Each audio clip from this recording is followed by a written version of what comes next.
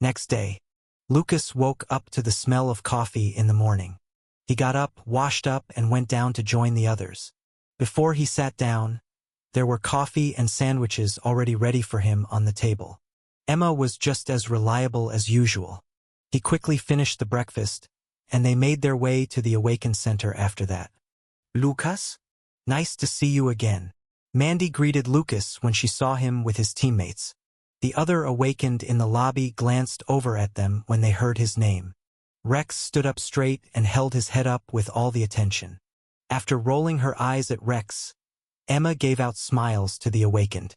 Riley, who was used to all this attention, brushed his long blue hair, which had grown back, and waved at the young pretty Awakened swooning over him.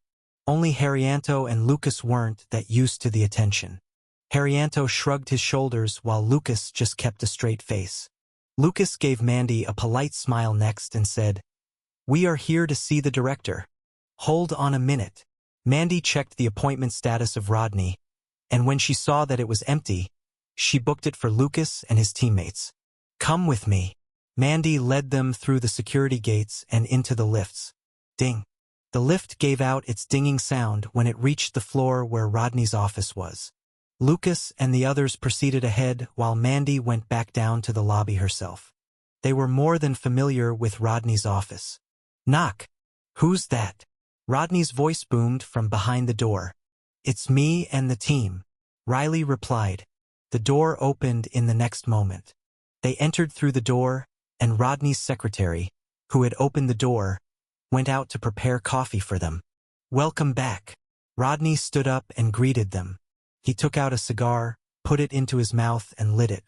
After taking a puff, he gestured for them to sit down. While they were taking their seats, Rodney continued and said, "Thanks for the surprise you had for me. By the way." "Surprise?" Riley asked with a confused look. As far as he knew, they didn't have any gift or surprises for Rodney. "I figured you've forgotten." Rodney took a puff again and said, "There were some pesky cult members trying to kill Dr. Uva." Margaret's eyes opened wide at the news. She hasn't heard anything about it from Dr. Uva. He must have kept it from her so that she wouldn't be worried. Margaret thought silently to herself. Riley frowned as they weren't aware that the Divine One had sent a team of killers to try and murder Dr. Uva. "Unfortunately for them, I was with Dr. Uva when they tried to make a move on him," Rodney said. "Is Dr. Uva?" Margaret was worried that Dr. Uva might have concealed any injuries from her. Rodney gave her a smile and said, "Relax, he is unharmed." "Thanks so much." Margaret thanked Rodney. Rodney took a puff from his cigar, trying to act cool. "Uva and Albert, you lucky bastards." He grumbled silently to himself. "Do you have any news of the Dark Lord?" Lucas asked next. Rodney shook his head and replied, "The Dark Lord hasn't been found or made any movements, and I hope he doesn't. Best for him to go die off somewhere alone. The recovery and rebuilding are going so well. It would be a pity for the efforts to go to waste again." Riley and the others nodded. Lucas's question also reminded them that there was still work to be done. "Speaking of the Dark Lord, we need to get stronger to be ready for him," Riley said. "Of course, we have harvested many demonic beast cores from clearing the woods outside the wall. Don't worry about them running out," Rodney said. Lucas and the others bid him farewell, and they got down to the merchandise store to buy what they needed. After they entered the store, they split up. Riley and the rest went on to buy as many demonic beast cores as they could. Lucas was looking for something else. "Lucas." Adeline saw him and greeted him. "I'm looking for upgrades for my armor and something that can slice things up," Lucas said. "I might have just the thing for you." Adeline led him through the racks of weaponry, and she stopped at the back of the store. "This is the Dark Matter Vault Armor version 2.0. It is 50 times tougher than the previous version and can repel certain attacks from high-tiered demonic beasts or awakened at master level of mastery. However, it is a little pricey," Adeline said. "How much is it?" Lucas asked. He was pretty sure that he could afford it. "It costs $1 million, Adeline replied. When she saw Lucas giving her a shrug, she figured that it must have been too expensive. She quickly tried to make the deal better for Lucas. I can add in the latest we have in technology for slicing things up for free, if you want it. Adeline walked over to a weapon rack and took out 2 katanas.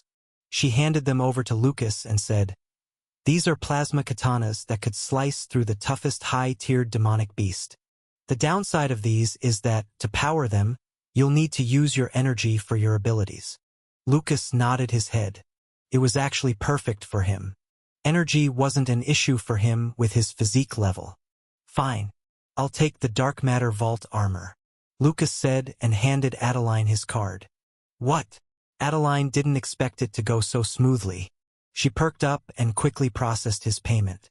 When the transaction went through without any hiccups, Adeline couldn't help but wonder how rich Lucas was now. It was hard for her to link the poor boy living in a small dark room to the person standing in front of her. Someone who could spend $1 million without blinking an eye. If only she had known earlier, Adeline thought as she passed Lucas's card back to him. After Lucas was done with his purchase, he met up with the others. They completed their sweep of the demonic beast cores and were waiting for him in the lobby. Before they left the Awaken Center, Lucas decided to pay Dr. Uva and Bundy a visit. Riley and the others went back to the house while Lucas went and visited Dr. Uva with Margaret. Dr. Uva had set up his lab in the South Battle Administration area and continued his research work with the help of Rodney. His new armor and plasma katana blades were the result of his research. On the taxi, Lucas smiled when he noticed Margaret looking out of the window, twitching her fingers and sighing periodically. He kept quiet, quickly looked away, not wanting to add to her anxiety. Finally, they arrived at Dr. Yui's lab. It was a building with white walls and a sign that said, "Uva Research Lab" at the entrance. Plain and nothing too fancy. After they entered the entrance, they saw many machines with blinking lights and screens displaying graphs and statistics on them. Dr. Uva. Margaret couldn't help herself but cried out when she saw Dr. Uva. She ran towards him but stopped right in front of him. Dr. Uva was surprised to see her. He thought for a moment, gave out a sigh and stepped forward, giving Margaret a hug. Margaret returned his hug with tears rolling in her eyes. It's been so long for her. "I'm so sorry. Didn't see you there," Dr. Uva said when he saw Lucas standing not far away. Margaret quickly let go of Dr. Uva and stood beside Dr. Uva with her head lowered, trying to hide her flushed face. "Hi, Dr. Uva." Lucas didn't want to make it awkward for them, and he went straight to the point. "Do you think it's possible that there are more powerful demonic beasts beyond Apex level?" he asked immediately. "Beyond Apex level? I've never heard or seen any evidence of it." Dr. Uva pondered for a moment and said, "Why do you ask? Are there any indications or evidence for you to think so?" Lucas nodded his head and proceeded to brief Dr. Uva on what he had heard from the Apex demonic beast in the West Battle Administration area. That stumped Dr. Uva. In so many years of his research on demonic beasts, he had never heard of demonic beasts being able to think and speak. And on top of that, there might be demonic beasts much more powerful than it was. Dr. Uva shuddered to think about what might happen if these so-called elders descended onto the South Battle Administration area. He took a seat, reeling from what he had just heard, and said, "I can't be sure if that's the case. If only I had a demonic beast core of an apex demonic beast, I would then be able to extrapolate from its structure whether there was room for the core to support more essence." Dr. Uva gave out a long sigh after that. Margaret walked close and placed her hands on his shoulders to console him. "Demonic beast core of an apex demonic beast? Well, I happen to have one," Lucas said to Dr. Yui's surprise. "What? But how?" "It's from the apex demonic beast in the East Battle Administration area. Kept it for myself this time as the mission was to annihilate it," Lucas said and took out the demonic beast core from the storage of his dark matter vault armor. North Battle Administration area. The cold weather raged on in the airbase, bringing with it snow and chilliness that was many times worse than the West Battle Administration area. An airplane landed, and the passengers got out from the back. A man and woman walked out from it, and they glanced at the surroundings.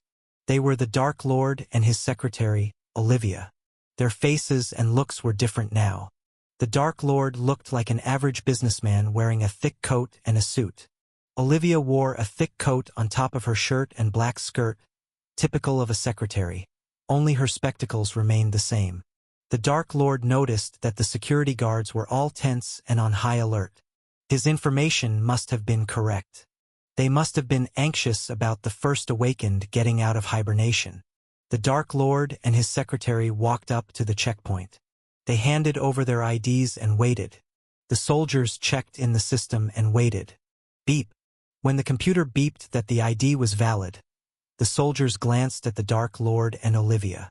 Their faces now, under the effects of someone's ability, were the same as those on the IDs. The Dark Lord and Olivia had killed the owners of the IDs and taken on their looks. Seeing that there wasn't anything unusual, the soldiers let them through the checkpoints. Looking for a ride? A man with a thick mustache came up to the Dark Lord and Olivia when he saw them emerging out from the checkpoint. The Dark Lord nodded, and the man with the thick mustache led them to his car. Once they got in, Olivia gave out a huge sigh and said, "You better have things ready, Giuseppe." The man with a mustache, Giuseppe, gave Olivia a smile, raised his arms and said, "Don't worry, I figured out where the First Awakened is hibernating." The Dark Lord nodded his head. Beer room. Giuseppe stepped on the pedal, and the car moved out from the car park. Along the way, there were cottages and huts and, occasionally, huge and grand halls sticking out from the skyline. They were all hundreds of years old. The Dark Lord glanced at the familiar sight, and memories came into his mind. It felt like it was just yesterday when they went on the tour trip. Things happened, and their fates were no longer the same. And it was time for him to do what is right. Something that they should have done a long time ago. Giuseppe steered the car onto a highway when he saw the sign that said, Permafrost Peaks. As he drove, he periodically glanced at the rearview mirror, looking at glimpses of Olivia's legs, and licked his mustache. Olivia smirked and opened her legs. Her actions got him excited. Suddenly, out of nowhere, a purple glow in the form of a chain wrapped itself around Giuseppe's neck. Arg! Giuseppe tried to activate his ability and break free from the chain, but was horrified to find out that he couldn't use his ability anymore. "Not now. We've got work to do," the Dark Lord said, and he glanced at Giuseppe. "You better keep it in your pants for now. The fun begins for you after we succeed in killing off the First Awakened," the Dark Lord said and stared at Giuseppe. Under his gaze, Giuseppe felt intense pressure on his chest and his breathing nearly stopped. "Yes, I will do as you say," he said pleadingly to the Dark Lord. The Dark Lord glanced over at Olivia, and she deactivated the purple glowing chain. Once the chain was gone, Giuseppe panted, trying to get back his breathing. He focused back on his driving and thought about all the fun he would have when hell breaks loose in the North Battle Administration area. Those bitches had it coming, he thought to himself. They traveled along the highway, exited it, and turned into a smaller road that was long and winding up onto the mountains. The weather was visibly worse as the car ascended slowly up the mountain. Visibility through the windscreen was barely 10 feet ahead. But Giuseppe was curiously very relaxed, humming a tune as he drove. "Stop! Who's there?" Finally, they reached a checkpoint, and the soldiers who were on high alert raised their weapons and shouted at them. Giuseppe wound down the car window and popped his head out with both his hands unarmed in the air. "We are tourists taking photos of the gorgeous view, but we got lost. It's cold out here, and we are all tired and hungry. Spare a thought for the beautiful lady," Giuseppe said with his eyes giving out a sorry look. The soldiers shined their flashlights into the car. Their guard lowered a little when they saw Olivia shaking and rubbing her hands. Who wouldn't like to play hero and rescue the damsel in distress? One of the soldiers wanted to open the door to help Olivia. The sergeant among them quickly shouted, "Charles, stop!"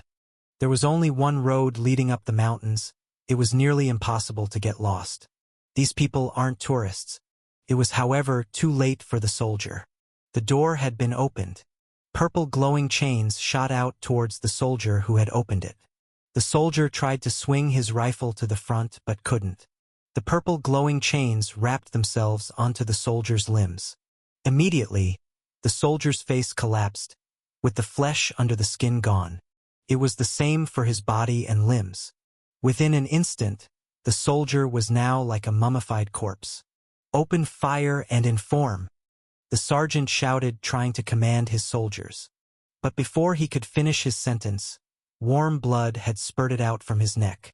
His artery was severed by something out of nowhere. Giuseppe stepped out from the car, and he glanced at the soldier coming at him. Slice. The soldier's fate was the same as the sergeant's. Blood spurted out from the soldier's neck. No one could see what had happened and what Giuseppe had used to slice the necks of the soldiers. Other soldiers standing behind began to be afraid as fear struck into them. Unknowns were many times much more terrifying. They feared the same thing happening to them. But it was too late. One by one, their necks were sliced open and blood spurted onto the white snowy ground. And when he was done, Giuseppe glanced at the Dark Lord. But the Dark Lord didn't seem too impressed. Giuseppe twitched his mouth and got back into the car. They would have to hurry now. Base inside the permafrost peaks. Sherry was in an office with a desk and computer in front of her. The governor for the North Battle Administration Area had just arrived with his briefcase. With the device in the briefcase and his palm print, she would then be able to bring the first awakened, Derek, out of his hibernation as per the leader's instructions. The governor was a surprisingly lean and fit middle-aged man, sitting in front of her. He looked at Sherry with a wary look. Throughout the years, he was instructed not to bring the first awakened out of his hibernation unless emergencies like when the North Battle Administration Area was facing imminent destruction from the demonic beasts. But now, he didn't know what to expect after the first awakened is out of his hibernation. Would he be like Athena, getting rid of the apex demonic beast around the area? Or would he wrest control from him? Thoughts went through the governor's mind as they waited for the technicians to report. Buzz. The door to the office buzzed and the fortified steel door slid to the side. A soldier was at the entrance. "Why are you here? Where's the technical manager?" Sherry frowned and asked. The soldier gave her a salute and said, "Secretary Sherry, I'm here to report that there's an intrusion at the checkpoint down at the mountain road. Awaiting your further instructions." Sherry stood up and said, "Activate lockdown protocol. Send Kevin and his men out to investigate." "Yes, Secretary Sherry," the soldier said and quickly went on his way. "Is everything going to be all right?" the governor asked. Sherry frowned and said, "We will do whatever it takes to secure this base." She picked up her phone and sent out an urgent message. There was only one way to be sure. Hold out, get the first awakened out of hibernation, and get Lucas and the others here to help as soon as possible. South Battle Administration Area. Lucas was still in Dr. Yui's lab waiting for the result. The demonic beast core of the apex demonic beast was placed in a machine with mechanical arms shooting out beams of light at it. Dr. Uva, who was standing by the side of the demonic beast core, was focused on the screen in front of him. The screen had the data and information about the demonic beast core from the scans the mechanical arms were making on it. His eyes focused intensely on the screen while Margaret by his side would help to wipe the beads of sweat on his forehead. Finally, the mechanical arms stopped and the lab went silent. Dr. Uva turned back to Lucas with a worried look. He shook his head and said, "It's times like this I wish I could have a cigar to calm myself." Lucas and Margaret waited eagerly for his answer. "You are right. It is highly possible for the demonic beast core to contain more essence from the scans of its structure. I think we better let Rodney and the leader know about our discovery," Dr. Uva said. Lucas nodded, and before he could say anything, his phone gave out a buzz. He picked up the phone and was surprised to see a message from Sherry. It was a request for an urgent mission. Lucas tapped on the message and read the full information. Margaret also got the message at the same time, and she also read the information about the mission. It would be a mission to the North Battle Administration Area to protect the First Awakened from the intruders, who Sherry had suspected to be the Dark Lord and his accomplices. The reward of the mission this time would come with $5 million and real estate in the South Battle Administration Area. "Come. Let's get back to meet with the others, Lucas said, and he left with Margaret after thanking Dr. Uva for the discovery. While on their way back, they received a phone call from Riley. We have no time, go straight to the airbase. Sherry had arranged for an airplane for us. I've asked Rex and Emma to help pack the essentials you need for you. Meet you at the airbase, Riley said. We will do so immediately, Lucas replied, and he tapped on the driver of the taxi and said, change of destination, we'll be going to the airbase. The driver nodded and he did a hard left and stepped on the pedal. The tires screeched, giving out a cloud of smoke before the taxi sped off towards the airbase. A similar scene happened in the Center Battle Administration area, and Terry with his team were also on their way to the North Battle Administration area. As the airplane landed, Lucas could see that the whole North Battle Administration area was covered in a thick layer of ice and snow, one that was much more severe than the West Battle Administration area. When the back of the airplane opened, he could immediately feel the cold wind blowing onto his face. Warmth immediately surrounded his body when his new dark matter vault armor detected the difference in temperature. Riley and the others didn't have such luxury, and they tried their best to keep themselves warm by rubbing their hands and blowing hot air into their palms. Soldiers immediately came up to them and ushered them out from the airbase. A familiar voice called out to them as they boarded the armored truck. Guess we meet again, although it's much sooner than I've expected. Terry waved at Lucas and said. Lucas nodded and replied, time is apparently not on our side. They didn't have any time to talk before the armored trucks moved off from the airbase. As the armored trucks moved onto the highway, Lucas could see the permafrost peaks in the distance. It looked magnificent with its peaks covered in snow. And soon they would be able to fight the Dark Lord over there. Lucas didn't know the objective of the Dark Lord, but one thing he knew for sure is that he would be glad to finish him off. So many had perished due to the Dark Lord. Bladder. A soldier's head was severed off and flew into the air when he got close to Giuseppe. And when two other soldiers came at him from the side, Giuseppe raised his arms, and they were sliced into two from their heads. Plop. The halves of the two soldiers dropped onto the ground, dyeing the white snow in crimson. All the other soldiers hesitated for a moment after witnessing such savagery. A costly mistake in the heat of battle. Purple glowing chains shot out at them and wrapped themselves onto the bodies of the soldiers. The soldiers tried to struggle free but couldn't. Their faces immediately sunk in and their bodies got too small for their uniforms after all the flesh underneath their skin was gone. Pesky flies, Giuseppe said, and he walked towards the huge steel gate that was 60 feet high. It was closed shut and the controls at the side of the steel gate were giving out smoke. The soldiers had destroyed the control when the position was overwhelmed by Giuseppe, Olivia, and the Dark Lord. Slice. Parts of the steel gate came off when Giuseppe used his ability. However, it wasn't enough. Giuseppe then leaped back and raised his hands. After a few moments, he waved his hands down with much force. Crack. Hundreds of huge slices could be seen shooting out towards the huge steel gate. It took out huge chunks of the steel gate when each slice landed onto the gate. Crack. Kevin, who was behind the gate, glanced over at his teammate, gesturing for them to get ready. They needed to try and stop the Dark Lord from getting into the base. His teammates nodded at him and took a deep breath as they heard the steel gate being sliced from the outside. Boom! A portion of the steel gate flew into the base. Giuseppe's slices had finally gotten through the steel gate. He entered the base with the Dark Lord and Olivia behind him. Kevin raised his hand and put it down. His teammates knew from the hand signal that it was time. The ground trembled as Bjorn and Eric conjured up rock walls that rose up to the ceiling of the base, blocking the way of the Dark Lord, Giuseppe, and Olivia. A rock wall also appeared and covered the gap in the steel gates created by Giuseppe. Giuseppe gave out a smirk and he raised his hands, trying to unleash another torrent of slices at the rock wall. As he was about to do so, vines began to grow rapidly on the ground and from the walls.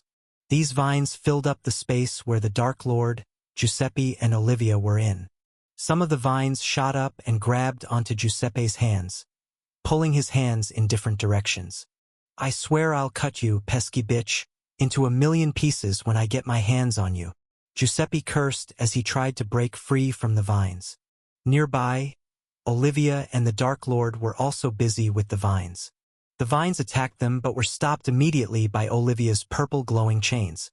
Upon contact, the vines withered into brownish dried vines and crumbled onto the ground. Just as she was busy with the vines, huge boulders appeared in the air above them. Whoosh! The huge boulders came crashing down towards Olivia and the Dark Lord. Frustrated with the vines and huge boulders, Olivia gave out a loud cry, and a dozen more of the purple glowing chains appeared from her body. These purple glowing chains whipped and lashed out at the surroundings. The vines withered and more of them grew out from the ground. It was, however, futile as they were no match for the purple glowing chains of Olivia. And when the huge boulders got hit by the purple glowing chains, they were turned into dust immediately. The dust floated around in the air, turning it into a tint of brown as if the Dark Lord and his subordinates were in a desert storm. Beyond the rock walls, Kevin frowned with his eyebrows locked together. Their attacks didn't yield the results that he had expected. Astrid, Cain, Bjorn and Eric were exhausted from using much of their energy to attack the Dark Lord. This gave him little choice but to execute his backup plan. He gathered the soldiers with at least a depth level of mastery, and they stood in a line behind the rock walls on the other side. Now! Kevin shouted, and the soldiers unleashed whatever they could at the Dark Lord beyond the rock walls. Fire, ice spikes and wind blades appeared and shot at the Dark Lord, Giuseppe and Olivia. What a nuisance! Olivia said as her purple glowing chains started to wrap themselves onto the Dark Lord and her body.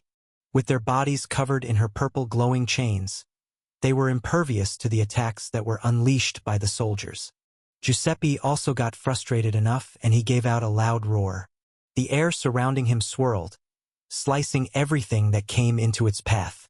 Slowly the swirling air expanded and increased its radius, turning itself into a tornado. Slice! The tornado cut through the rock walls and the rock walls crumbled down. The soldiers standing behind the rock walls were shocked when the tornado came onto them. It was over for them in an instant. The tornado ripped and sliced them apart, strewing bits of their bodies into the surroundings. Those soldiers that were further away got sprayed with the body parts. Their hearts and morale turned cold immediately. Here you are. Giuseppe leaped on top of the crumbled rock wall and said. His eyes were locked onto Kevin and his teammates. Giuseppe swiped his hands across, and Kevin saw chunks of his rock armor flying out into the air. Kevin then saw Giuseppe lunging at him. Crack! Two figures came before Kevin and they got hit by Giuseppe instead. They were Bjorn and Eric with their spiky rock armor. Giuseppe took a few steps back and before he could slice at them with his ability, Kevin stomped his feet onto the ground. The ground wobbled like water, bobbing up and down, causing Giuseppe to lose his footing. Cain then shot out a boulder at Giuseppe from the side. Thud! The boulder hit Giuseppe's head, making him shake his head to try and maintain his consciousness. Vines grew from the ground, and they snapped at Giuseppe's neck. Got you, you little bitch! Giuseppe ignored the vines that were strangling his neck and gave out a smirk. He licked his lips as he glanced at Astrid. Astrid gritted her teeth and unleashed as many vines at Giuseppe as she could. The vines also started to entangle Giuseppe's limbs.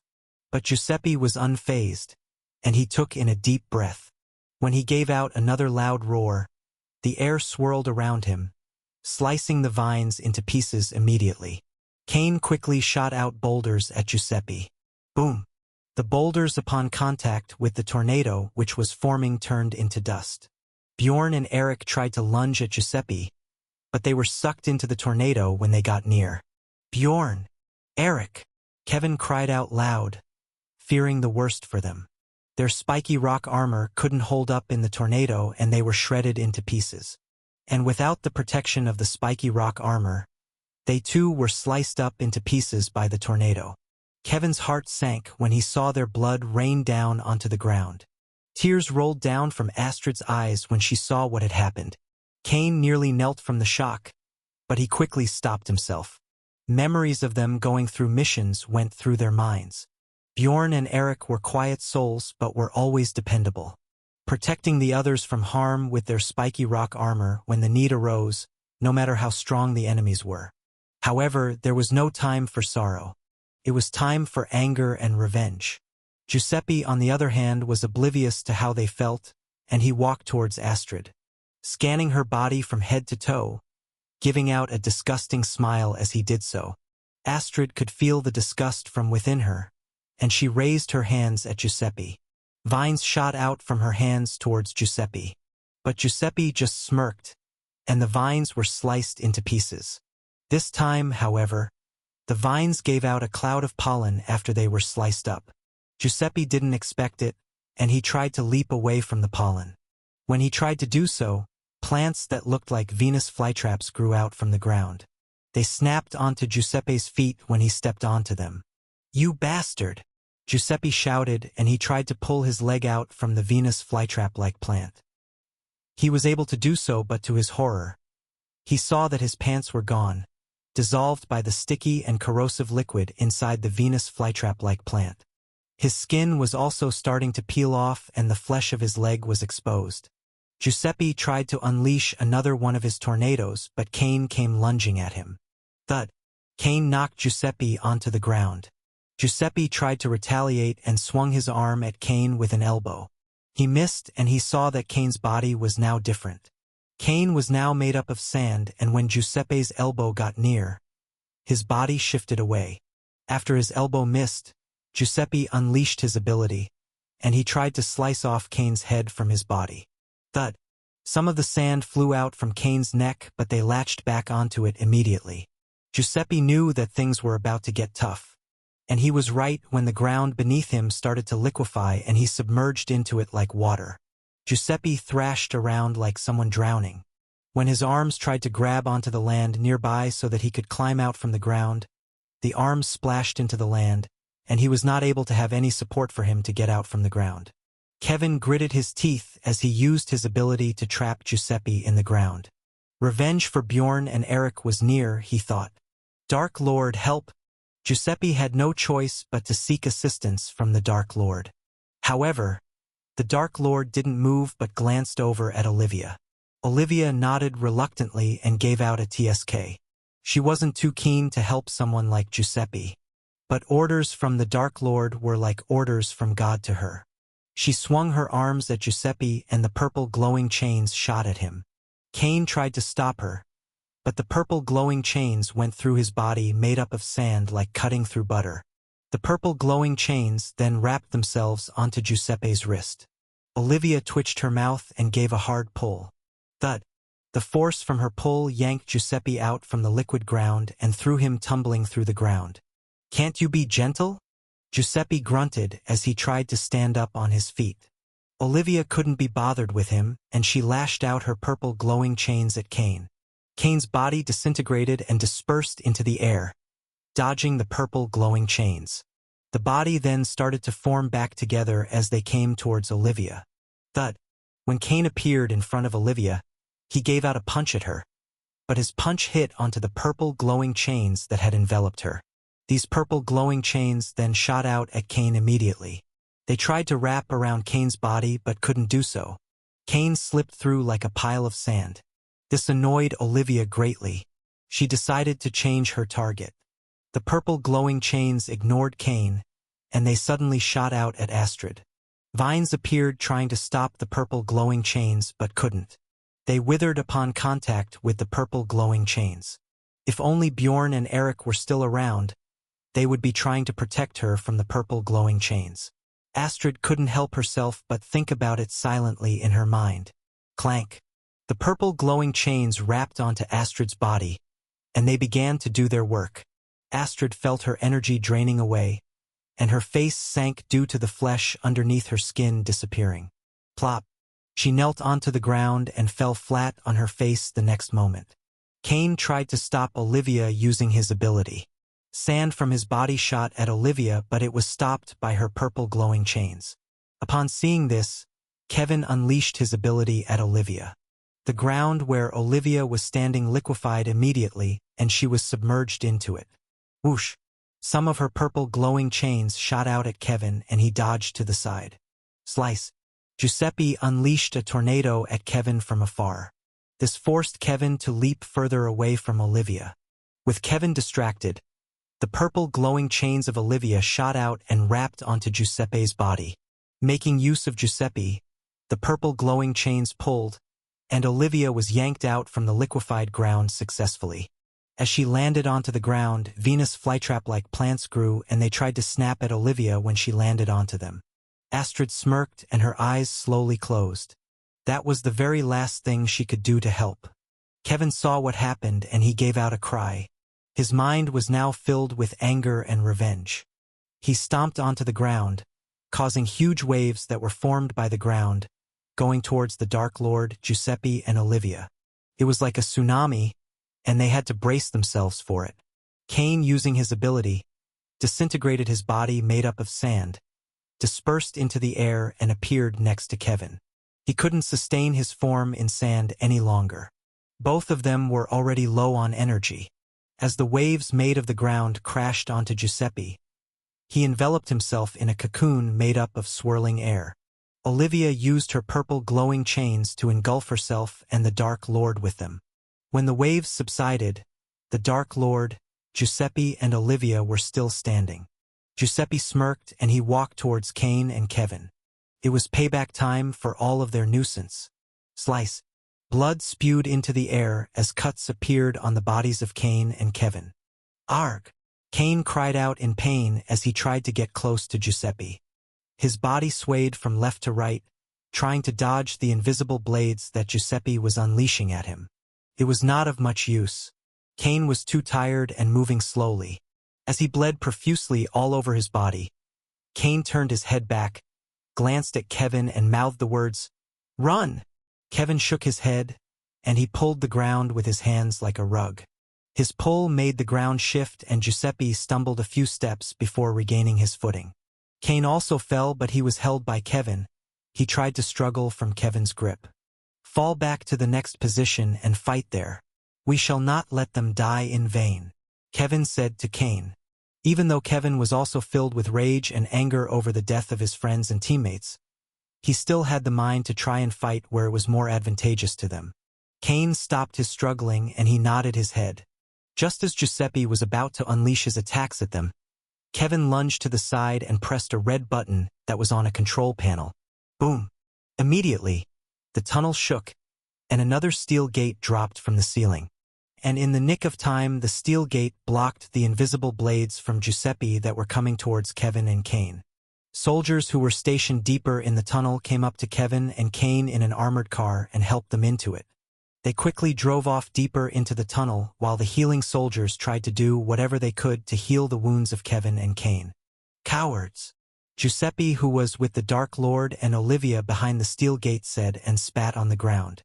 The Dark Lord wasn't too pleased and said, "Do your work and get to the first awakened." Olivia shook her head and smirked at Giuseppe. Seeing that he wasn't too popular, Giuseppe shut his mouth and got to work. Lucas frowned when he heard the reports over the radio. The base was attacked and infiltrated. Defenses from those inside the base might not hold long, according to the report. He glanced out of the armored truck's window and saw the trail of blood that could be seen at the checkpoint. Pieces of the soldiers' bodies were strewn around, and patches of crimson could be seen on the white snowy ground. The blizzard that was blowing strongly hadn't covered them up yet. "How long before we arrive at the entrance of the base?" Lucas asked the driver of the armored truck. "Soon. 5 more minutes." Lucas nodded, and so did the others. They started to check their equipment, getting ready for the battle ahead. "General Arthur," Kevin said when he saw a fit man with silver hair and a white beard in a general's uniform. "Spare the formalities, we don't have much time. Tell me what had happened," General Arthur asked. Kevin proceeded to brief him on what had happened and the abilities he had witnessed from Giuseppe and Olivia. The general nodded his head, and he gave out his orders. "Mecha units, get ready for the attacks and distract the man with his slicing ability. Awakened units, go in and focus on him. I shall personally take care of the woman with her purple glowing chains." The soldiers gave him a salute and gave out a loud cry in unison, "Yes, sir." Some of them got moving and they climbed into mecha units that were twice the height of an adult. There were demonic beast cores that were embedded within the mecha units. The engines of the mecha units roared and they stood in a line across the tunnel leading deeper into the base, ready for Giuseppe to appear. Behind them, soldiers in armor got ready. Kevin and Kane, who were still getting healed by the healing soldiers, watched and ate their energy bars while waiting.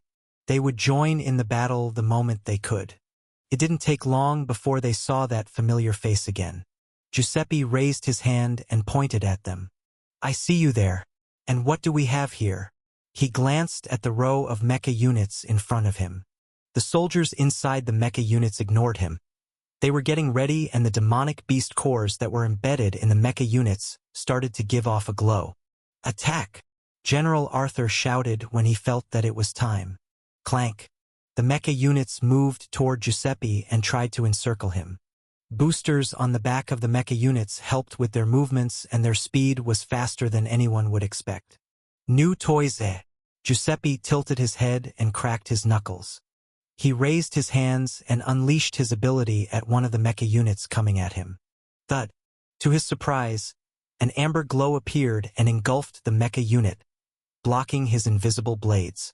The mecha unit got near and swung its arms down at Giuseppe's head. Boom! Giuseppe leaped away toward the back. Another mecha unit came at him from the side. Its hands pointed at Giuseppe and water spouts shot out at him. Bladder.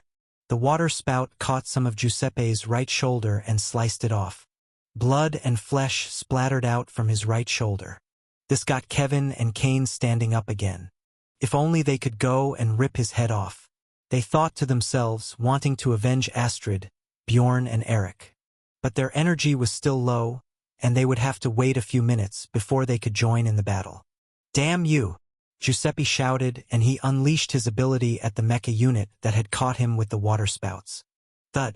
The same thing happened, and the mecha unit was engulfed in a blue glow.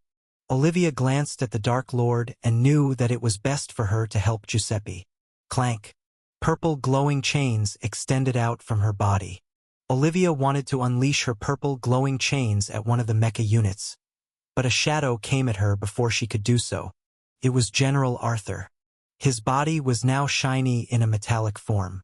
Olivia swung her arms around and unleashed her purple glowing chains at him instead. The purple glowing chains whipped at General Arthur at his waist and head. Bladder. The purple glowing chains hit, but General Arthur's body splattered into splashes like liquid metal. A sign that he was at master level of mastery. The splashed metal liquid moved and merged back with General Arthur's body. General Arthur, who was now in front of Olivia, pulled back his arms and his hands transformed into sharp spikes. He thrust his hands at Olivia with all the force he could muster.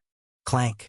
More chains appeared and wrapped around Olivia's body, blocking the sharp, spiky hands of General Arthur.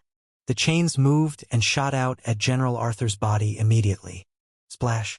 The chains went through General Arthur's body and parts of his metallic body splashed out, leaving a gaping hole. General Arthur's body solidified the next moment and the gaping hole narrowed, trapping the purple glowing chains within. He lashed out at Olivia's head with his hands, which were now in the shape of hammers. Clang. When his hands hit, it gave off a metallic ringing sound. Olivia had to conjure more purple glowing chains and tried to use them to wrap around her head. General Arthur didn't stop, and he swung his hands relentlessly at Olivia's head. Clang. Another of his hands landed on Olivia's head. This time, the purple glowing chains protected her, but the kinetic force from the impact still reverberated in her head.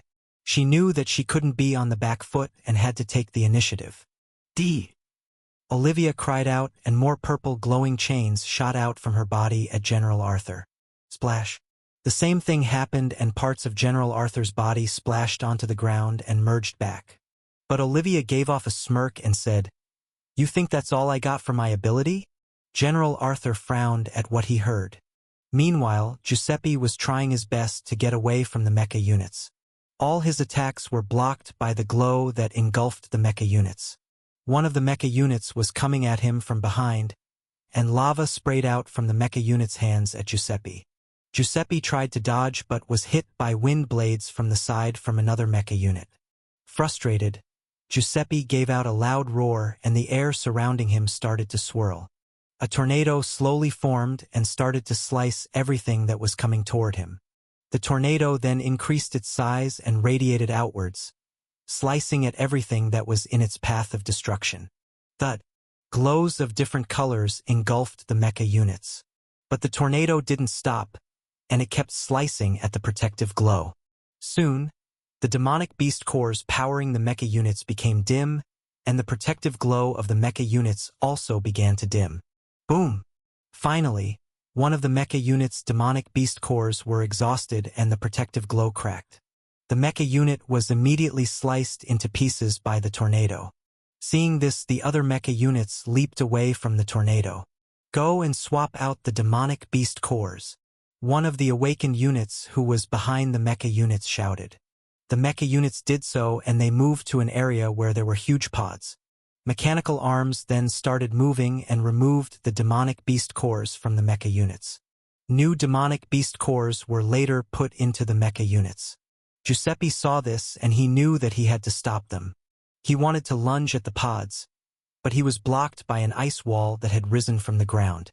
Ice spikes shot at him from above the next moment. Giuseppe looked up and he swung his arms at the ice spikes. Crack! The ice spikes weren't able to withstand his invisible blades, cracking into pieces of ice shards.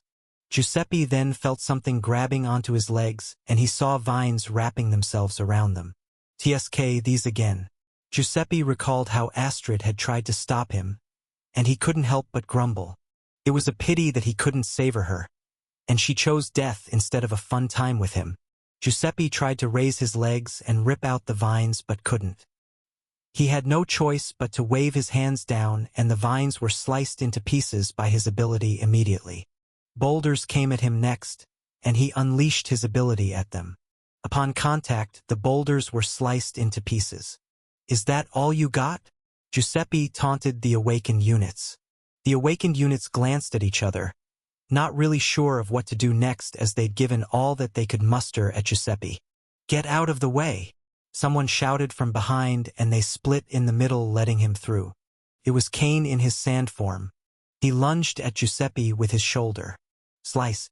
Giuseppe tried to unleash his ability at Cain, but his invisible blades could only slice off parts of the sand from his shoulder.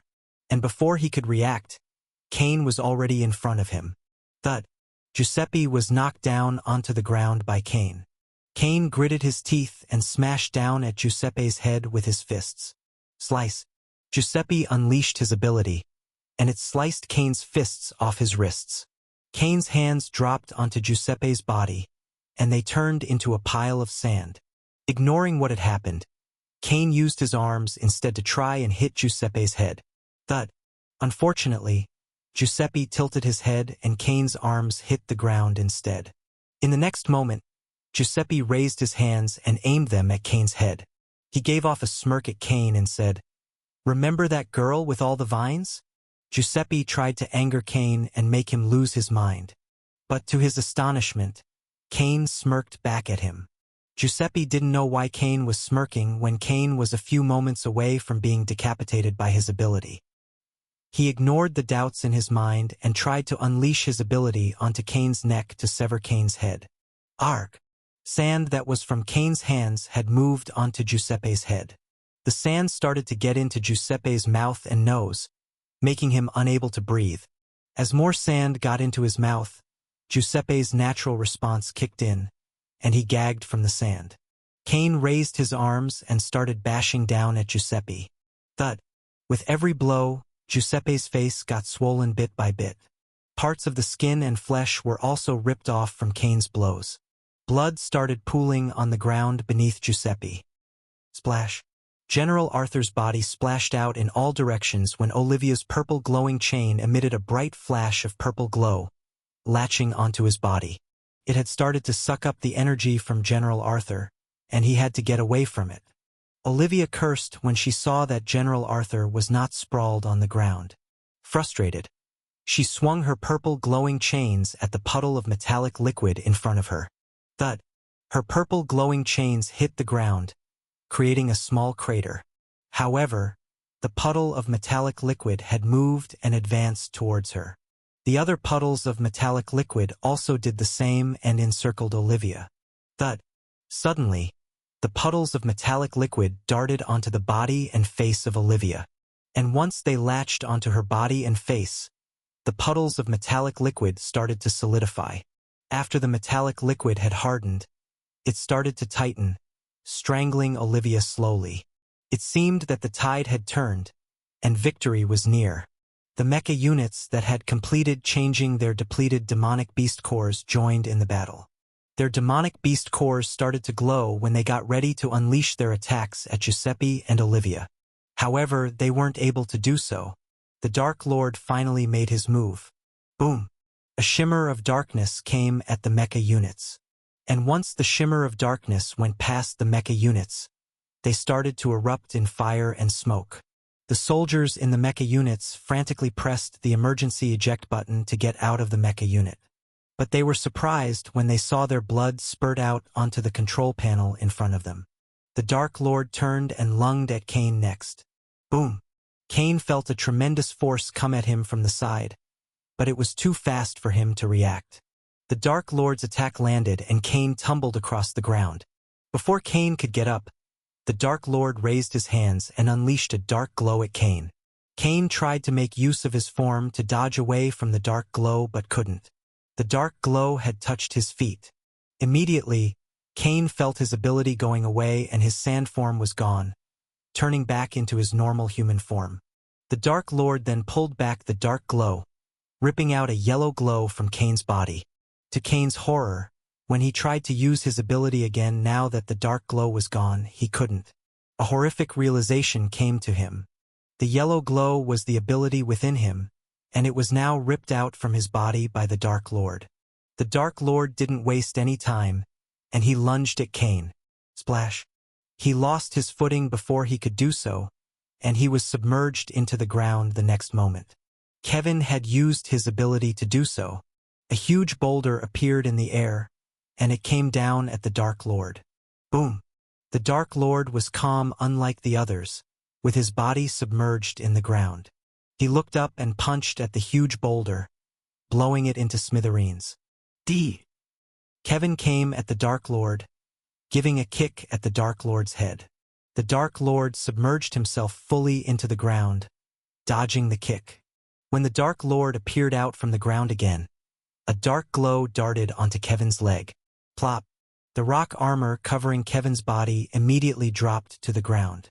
Finally, with a pull by the Dark Lord, the dark glow ripped out a yellow glow from Kevin's body. Splash! The Dark Lord got out from the ground, and he lunged at General Arthur next. This time it was much easier for him. General Arthur, who was in the process of trying to strangle Olivia, was hit by the Dark Lord's dark glow immediately. And when the Dark Lord pulled the dark glow back, it ripped out a metallic glow from General Arthur. Arg! General Arthur turned back into human form, but he was in many pieces, and he dropped to the ground. He twitched for a few moments before lying motionless, with trails of his blood created from his final moments of struggling. When the soldiers saw what had happened, they didn't know what to do next. Their best of the best were now dead or had their abilities ripped out of them. Bang! Unlike the soldiers, Kevin didn't care about his ability being ripped out from him. He had picked up a rifle and opened fire at the Dark Lord. Cain saw what Kevin was doing, and he joined in. It was for their teammates. Clank! Unfortunately, it wasn't enough. Purple glowing chains wrapped around the body of the Dark Lord. Olivia smirked and she unleashed her purple glowing chains towards Kevin and Cain. Crack! An ice wall rose from the ground, blocking the purple glowing chains. The purple glowing chains penetrated the ice wall but could only get through half of it. Olivia glanced to the back and saw some more awakened. It was Lucas and the others. They had arrived and saw the carnage that the Dark Lord and his subordinates had caused. Their hearts sank when they saw the body of someone familiar to them. Astrid. Lucas! Be careful! Kevin shouted. trying to warn Lucas about how powerful the Dark Lord, Giuseppe, and Olivia were. Lucas nodded and he lunged at Olivia. Meanwhile, deep within the base, Sherry was with the governor in a huge open area. On the sides, there were machines beeping and lights blinking. In the deepest corner, there was a machine that looked like the one where Athena was. Sherry was standing in front of it. The governor fumbled around for a few moments before he opened the briefcase. After he was done, he placed his palm onto the device and keyed in the access code. Sherry also did the same on a control panel in front of the machine. Psst. A compartment on the machine opened, giving off chill air. Sherry glanced at it and waited. After a few moments, a hand appeared from the compartment. "What time is it?" A man's voice spoke from within the compartment. "Derek, I'm here under the orders of the leader," Sherry said. The man got up from the compartment with half of his body visible. He shook his head and glanced around. "The leader?" Derek asked with a confused look. Sherry pondered for a moment and said, "If I'm not wrong, he would be known as Lawrence to you." "Huh? Lawrence? The leader?" Derek felt a sharp pinch in his head, and he had to rub his temple to try and soothe it. Memories began flooding back. Who he was, why he was hibernating, and what he had wanted came back into his mind. When the pain subsided, he glanced over at Sherry and said, "Did I do something wrong for him to get me out of my hibernation?" Sherry shook her head and briefed him on what had happened. Derek listened intently, and suddenly, the alarm sound went off. "We have trouble incoming," Sherry said. She expected Derek to take the lead, but he didn't. Derek was what the leader had mentioned, always trying to run away from everything. But Sherry knew that they had no choice now and had to face the threat. Arg! Olivia wanted to unleash her purple glowing chains at Lucas, but she could feel her innards being pulled to the ground. She dropped to her knees from the 6 times gravity. Then, she felt the hairs on her body stand on their ends. Looking up, Olivia saw that there were pillars of lightning coming down at her. She quickly wrapped her body with her purple glowing chains. Boom! When the pillars of lightning struck Olivia, she immediately felt that something had happened. As the pillars of lightning ravaged her, the purple glowing chains of hers started to be chipped off from the ensuing explosions. Soon, the lightning cage was formed, and the lightning cage started to close in on Olivia. The Dark Lord knew he had to do something. Using his hands aimed at the lightning cage, the dark glow darted at the lightning cage. When the dark glow contacted the lightning cage dissipated immediately.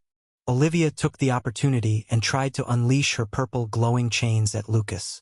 She was astonished when she realized that she was moving in slow motion like a stop-motion movie. With her slow movement, the purple glowing chains shot out at Lucas in vain. He had gotten out of the way moments ago. Lucas then drew out his plasma katanas and lunged at her next. Olivia tried to roll to the side, but she was too slow for it. The glowing plasma blades came close to her face before a dark glow darted out at the plasma blades. Dang!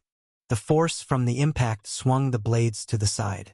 A feat few could muster with Lucas's physique level. Lucas changed his focus to the Dark Lord instead. He turned around and lunged at the Dark Lord. The Dark Lord used his dark glow and tried to grab onto Lucas's body. Thud! Lucas used his gravity ability on the Dark Lord, making him nearly kneel on the ground. Next, the Dark Lord felt his hands being grabbed by something. Lucas's shadow wielder had sneaked up on the Dark Lord when he was distracted by the change of gravity. The Dark Lord frowned as he knew what was coming for him. Pillars of lightning appeared above him. More of the lightning gathered before they came down onto the Dark Lord. Boom! The Dark Lord used his ability and nullified the pillars of lightning. However, it wasn't over yet. Ice crystals appeared in the air, and ice pillars rose from the ground. When the ice pillars came into contact with the dark glow of the Dark Lord, they also dissipated. Seeing how using such attacks was useless against the Dark Lord, Lucas changed his strategy. He lunged at the Dark Lord with his plasma katana.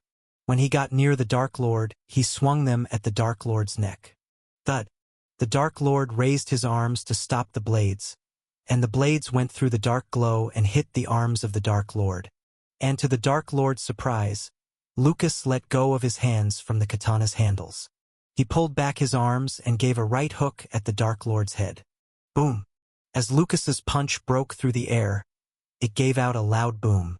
The ensuing airwave from his fist hit the Dark Lord's head. It caused the Dark Lord's head to sway to the side. Lucas followed up with his left fist. This time the airwave he unleashed came at the Dark Lord's face directly. Thud!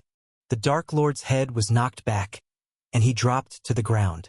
Lucas grabbed onto the handles of the plasma katana, which were on their way to falling to the ground, turned the blades downward, and he plunged them at the Dark Lord's body. Bladder.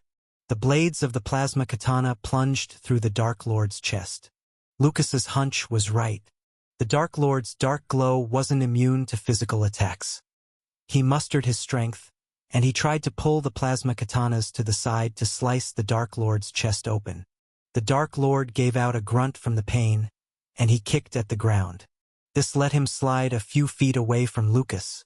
The Dark Lord was astonished at how powerful Lucas was and the myriads of abilities he had. It was especially so for those pillars of lightning. Glancing over at Olivia, the Dark Lord could see that her movements were still under the effect of the pillars of lightning. Slow like she was in a stop-motion movie. Clank. The Dark Lord pulled out the plasma katanas from his chest and threw them onto the ground. However, before the Dark Lord could make his move, Lucas didn't give him any respite and punched at him with his fists. Boom! As Lucas's fist broke through the air, it gave out a loud thundering boom. A huge airwave shot out at the Dark Lord. The Dark Lord knew what it could do, and he dodged to the side. Slice. As the Dark Lord was in the air, the plasma katanas moved on their own and came at his neck. The plasma katanas were wielded by Lucas using his Shadow Wielder ability. They came at the Dark Lord too suddenly, and the Dark Lord couldn't react in time, giving the Dark Lord no choice but to raise his arms to stop them. Thud! The blades of the plasma katanas went halfway into the bones of his arms and stopped. The Dark Lord's body was stronger than other awakened. Blood flowed down onto the ground and the Dark Lord stared at Lucas. "Join me. Your powers are more useful in fighting with what's coming," he said as the dark glow engulfing his body increased. The leader just wants to play ruler, not willing to sacrifice to be prepared for them, the Dark Lord said and raised his hands into the air. "Who are they?" Lucas asked, ready to get into his ether realm at any moment. Seeing that Lucas asked, the Dark Lord tried to persuade Lucas. "They are the elders of the demonic beasts, transcendent tiered demonic beasts. The leader knows, and yet he doesn't want to believe that they would be here soon. Join me so that we can become stronger using any means to fight them." "How would I know you are telling the truth?" Lucas asked. The Dark Lord reached into his dark robe and flung something at Lucas. It dropped in front of him. Lucas looked down and he knew what it was immediately. The same photo he saw in the leader's house. A face now became recognizable. It was the Dark Lord, standing right next to the leader with his hand over the leader's shoulder. "You were one of them?" Lucas asked, trying to get more information about the leader and what happened to the tour group years ago. He was surprised to hear that the leader was keeping something from everyone. The leader's voice came up in his mind. "We all have secrets." Now he knew what the leader meant by that. The Dark Lord narrowed his eyes and was impressed that Lucas knew more than others. He had to get him on his side, the Dark Lord thought. "I will tell you more if only you join me." Lucas shook his head and said, "I will fight them with my own ways." Talk was useless now that he had gotten to know what he could, and it was time to end it. Boom! Lucas stepped on the ground and lunged at the Dark Lord, causing the ground to crack, leaving a small crater behind from his force. He came near to the Dark Lord, and he kicked at the blades of the plasma katanas. Thud! He was too quick for the Dark Lord and his kick landed, making the plasma katanas go deeper into the Dark Lord's arms. The impact also made the Dark Lord stumble a few steps to the back. To prevent Lucas from coming near again, the Dark Lord gave out a frontal kick. It missed as Lucas had leaped to the side, ready to throw out his punch at the Dark Lord. The Dark Lord gave out a roar, and the dark glow engulfing his body started to extend out towards the surroundings. It got further out in all directions and darted at Lucas. Boom! The dark glow hit onto the ground and missed. Lucas was nowhere to be seen. He had activated his Ether Realm ability and got into his Ether Realm. The Dark Lord scanned the surroundings and saw no trace of Lucas. A sinking thought came into his mind. Lucas was in fact stronger than he was. He wasn't sure whether his dark glow catching onto Lucas and ripping out his ability would be enough. Lucas seemed to have so many abilities. Boom! He felt a gust of wind coming from behind, and the Dark Lord quickly ducked to the side. Lucas had appeared and threw a punch at the Dark Lord. The airwave shot out and caught the Dark Lord on his shoulder. Blood dripped onto the ground as the Dark Lord tried to get the plasma katanas out from his arms. Lucas wasn't about to let him do so. He activated his gravity ability onto the Dark Lord next. The Dark Lord's arms dropped with the sudden increase in weight due to the gravity. Lucas's shadow then grabbed onto the Dark Lord's shadows of his limbs. The Dark Lord felt the grip, and he struggled, trying to break free from the shadow's grip. Lucas was about to deal out his final blow when his dark matter vault armor hardened. Thud! Giuseppe's invisible blades tried to slice Lucas into pieces. However, the toughness of Lucas's new dark matter vault armor withstood the blow. "Best that we bail," Giuseppe, who had come to the rescue of the Dark Lord, said. The Dark Lord glanced over at Olivia, who was trying to defend herself desperately from Riley and the others. He knew that the situation wasn't in his favor anymore, and he nodded. The air swirled around Giuseppe and a tornado formed. It got bigger, increased in size, and came at Lucas. Everything that came into its path was sliced into pieces mercilessly. To Giuseppe's surprise, Lucas lunged at the tornado. The next moment, Lucas disappeared into thin air. Damn! Is he a ghost or what? Giuseppe hadn't seen anything like this before, and he cursed out. He searched frantically in the surroundings to see where Lucas was. But Lucas was nowhere to be found. "Come, let's go," Giuseppe said, and he tried to help the Dark Lord to get away. Thud! One of Lucas's shadows that was holding onto the Dark Lord's shadow let go, and it gave a punch onto Giuseppe's chest. The impact from the punch gave out a loud thud, and Giuseppe was flung away from where he was. Arg! Giuseppe gave out grunts of pain as he tumbled across the ground. When he stopped, Giuseppe tried to stand up, and he immediately felt the pain from his chest. His ribcage was now fractured from the shadow's punch. But it was not over so soon for Giuseppe. Hair stood on end on Giuseppe's arms. Flashes of lightning appeared above Giuseppe, and pillars of lightning descended onto him. Slice! Giuseppe tried to slice the pillars of lightning apart but wasn't able to do so. The pillars of lightning joined back immediately. Bearing the pain, Giuseppe tried to run away from the pillars of lightning. However, ice crystals appeared in the surroundings and the temperature dropped to sub-zero temperature. Ice pillars rose from the ground. "What are you?" Giuseppe shouted as he tried to pull his legs that were now frozen due to his contact with the ice pillars. He had never seen anyone able to have so many abilities and so much energy to unleash them so many times.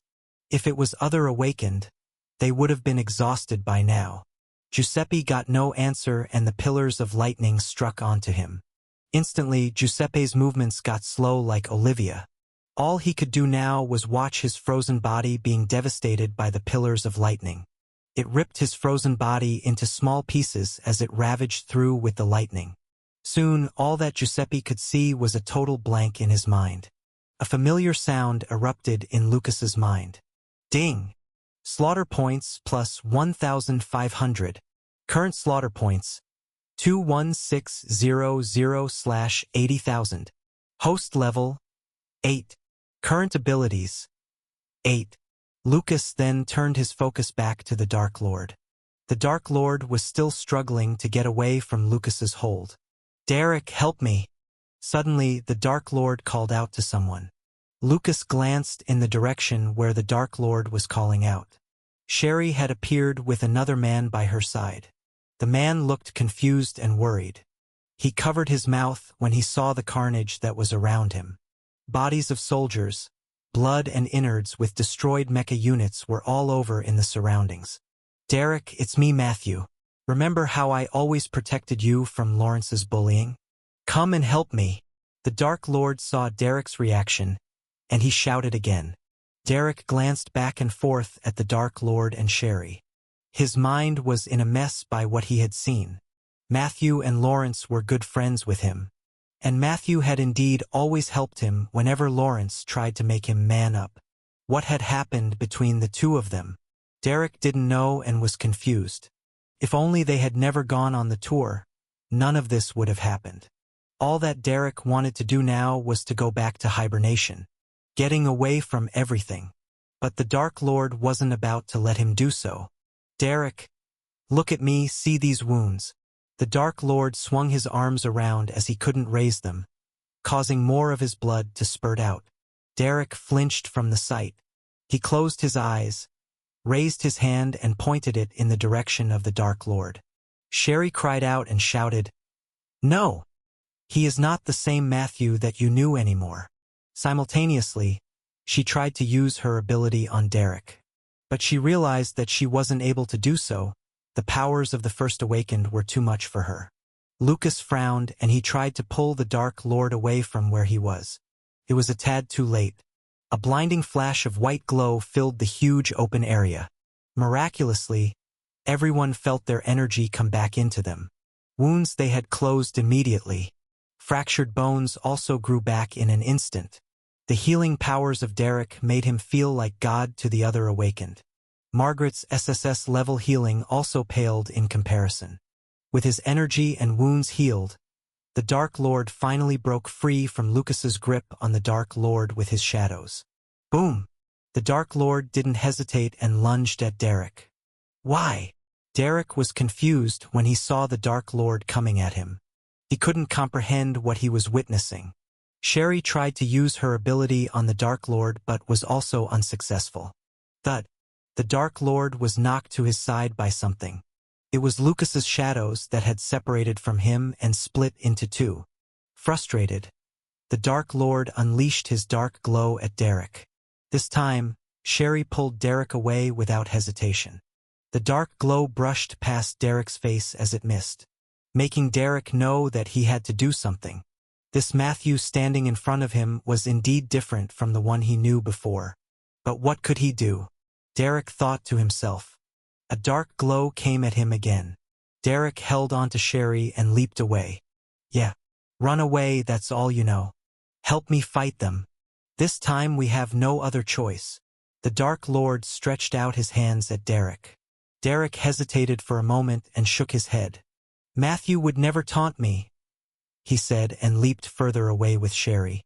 That angered the Dark Lord, and he gave out a roar. The dark glow engulfing his body extended out into the surroundings, slowly forming a sphere. The sphere enveloped everyone within it. Lucas tried to use his shadows to stop the Dark Lord but realized that his energy was being drained quickly. The sphere was sucking up the energy from everyone. Lucas knew that he had to finish off the Dark Lord soon. Whoosh!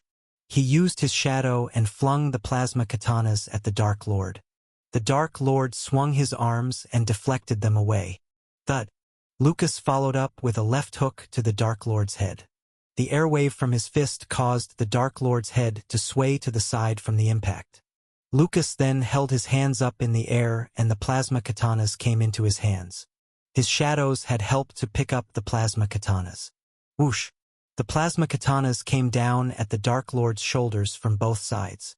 They were so fast that the Dark Lord could only see a shimmer of light coming at him, and the Dark Lord could only instinctively raise his arms. Thud! The blades of the plasma katanas went into the arms of the Dark Lord again. But this time it was different. A running stream of lightning dripped down into the Dark Lord's arms from the blades. Something that Lucas could do now with his master level of mastery. The Dark Lord desperately tried to get the blades of the plasma katanas out of his arms as he knew what the lightning strikes of Lucas could do. He raised his leg and gave Lucas a frontal kick. Thud! The kick hit Lucas's armor, which had hardened itself immediately, giving out a loud thud. Lucas didn't move even an inch. However, that was not the Dark Lord's actual intention. Dark glow extended out from the Dark Lord's feet. "Be careful. The dark glow can rip out your ability," Kevin shouted at Lucas and warned him. Until now, Kevin's ability still hadn't come back to him. It would be catastrophic if Lucas's ability was ripped out of him.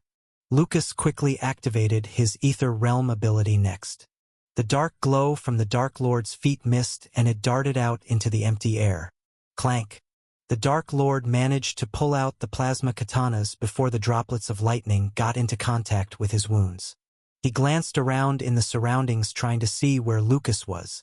It was of not much use. Lucas was nowhere to be seen. Someone threw something onto the ground behind the Dark Lord.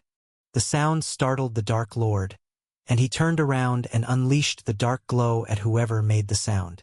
Once again, he missed and there was no one there. In the next moment, Lucas appeared behind the Dark Lord with the plasma katanas in his hands. He pulled back his arms and thrust the plasma katanas into the Dark Lord's waist. Lightning strikes followed along the blades of the plasma katana and hit the Dark Lord's wounds. Instantly, the Dark Lord's movement became slower. It was as if he moved frame by frame when the Dark Lord tried to turn around to face Lucas. Lucas unleashed more lightning strikes at the Dark Lord. Arg! The Dark Lord arched back slowly due to the pain and gave out a cry. He could feel his innards being fried from the lightning strikes. Being desperate, the Dark Lord held onto the blades of the plasma katanas that had protruded through his waist from the back. Then, he tried to pull Lucas towards him using the blades. It would have worked if the Dark Lord could move at his normal speed. But right now, he was moving slowly from the effects of Lucas's lightning strikes, giving Lucas more than enough ample time to react. Lucas used his gravity ability on his plasma katanas instead. The increase in gravity caused the blades to slice downwards from the Dark Lord's waist. Arg! The Dark Lord gave out another cry in pain, and he glanced over at Derek, trying to see if he had another lifeline in him. However, the Dark Lord could only see Derek shaking his head at him with a disappointed look. "You chose Lawrence instead of me?" the Dark Lord asked, with blood coming out of his mouth. "Can't you be at peace together like old times?" Derek glanced into the Dark Lord's eyes and said, "Old times? Old times like how I must babysit you for everything? You know that all this wouldn't have happened if all of you had listened to me. And now I'm the bad guy trying to amend for what we did?"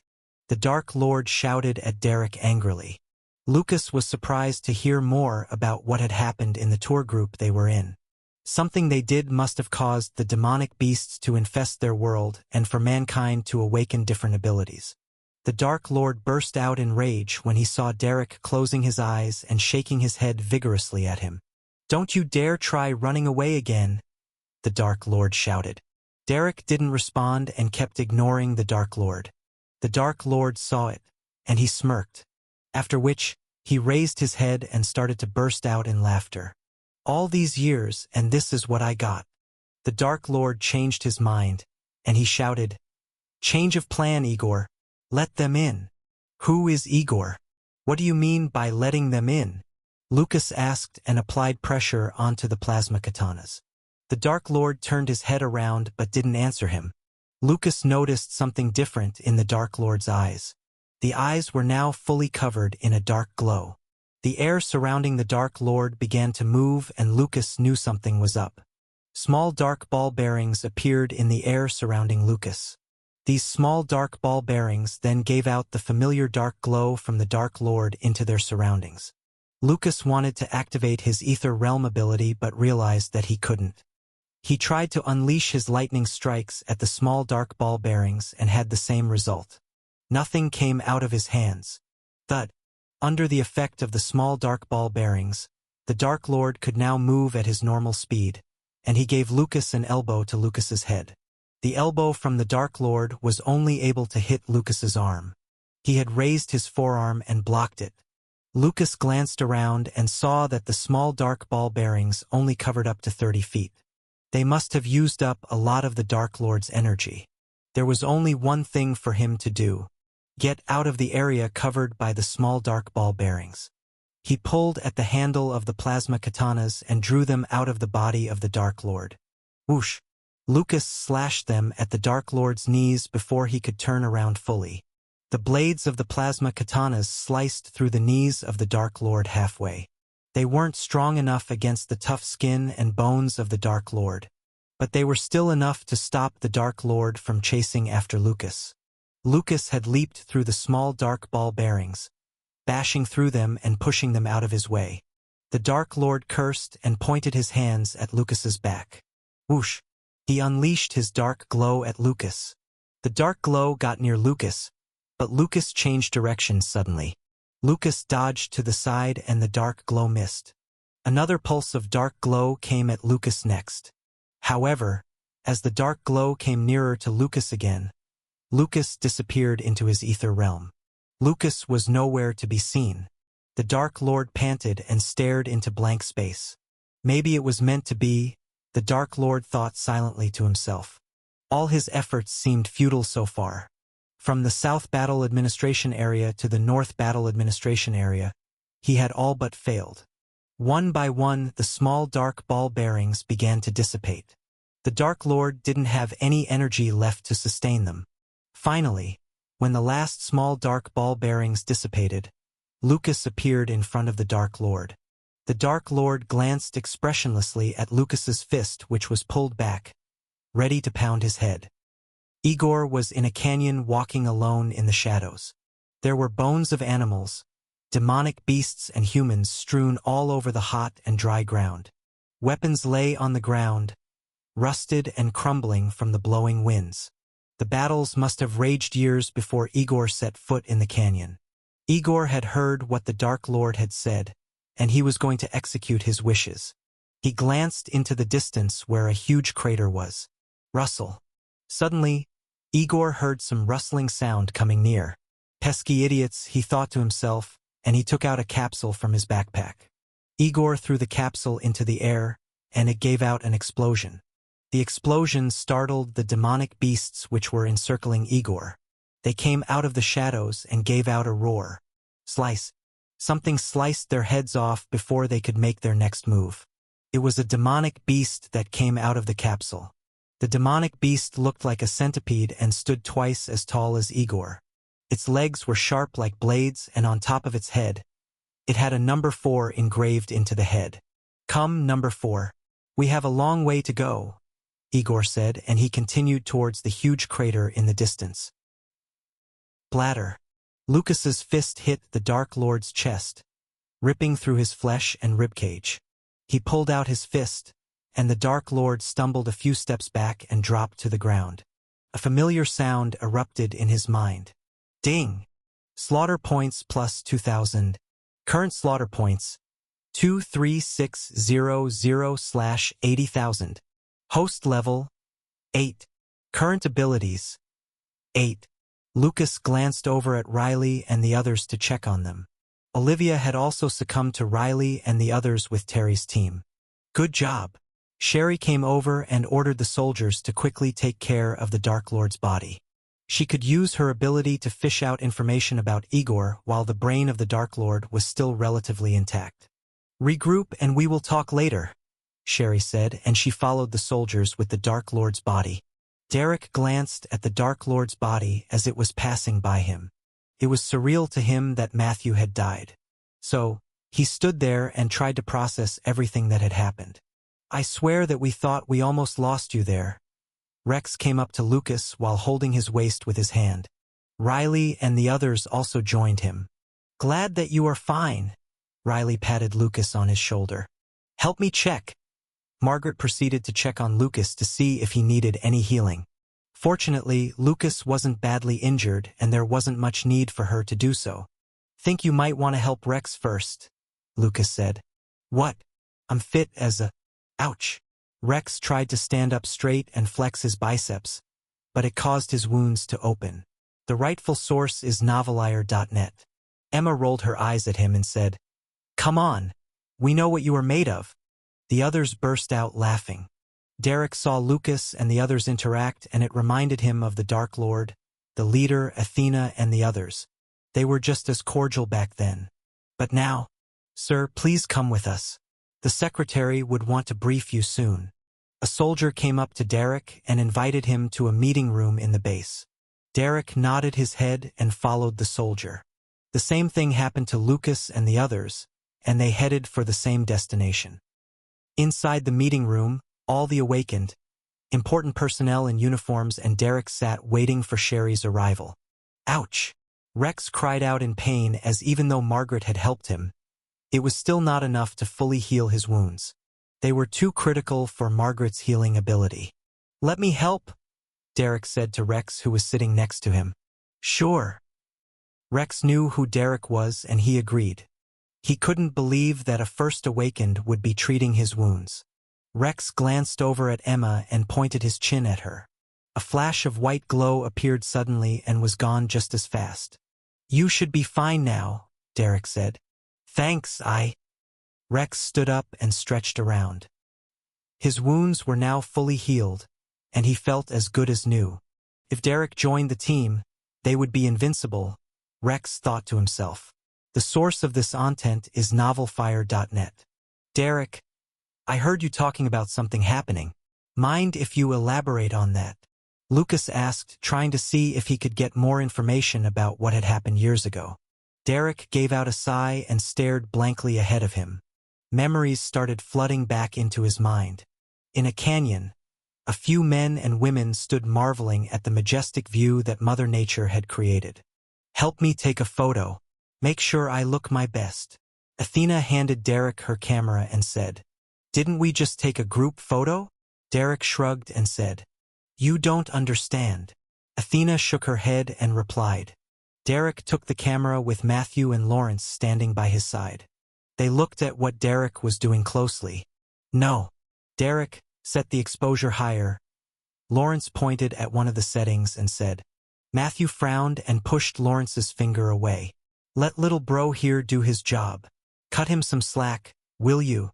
I'm just trying to teach him how to do things." Lawrence wasn't too pleased and he refuted. "Hong, where are you going?" Another person in the group called out to someone getting further away. "Sam, am I seeing things?" Hong turned around and said, pointing to a red dot slowly expanding out in the distance.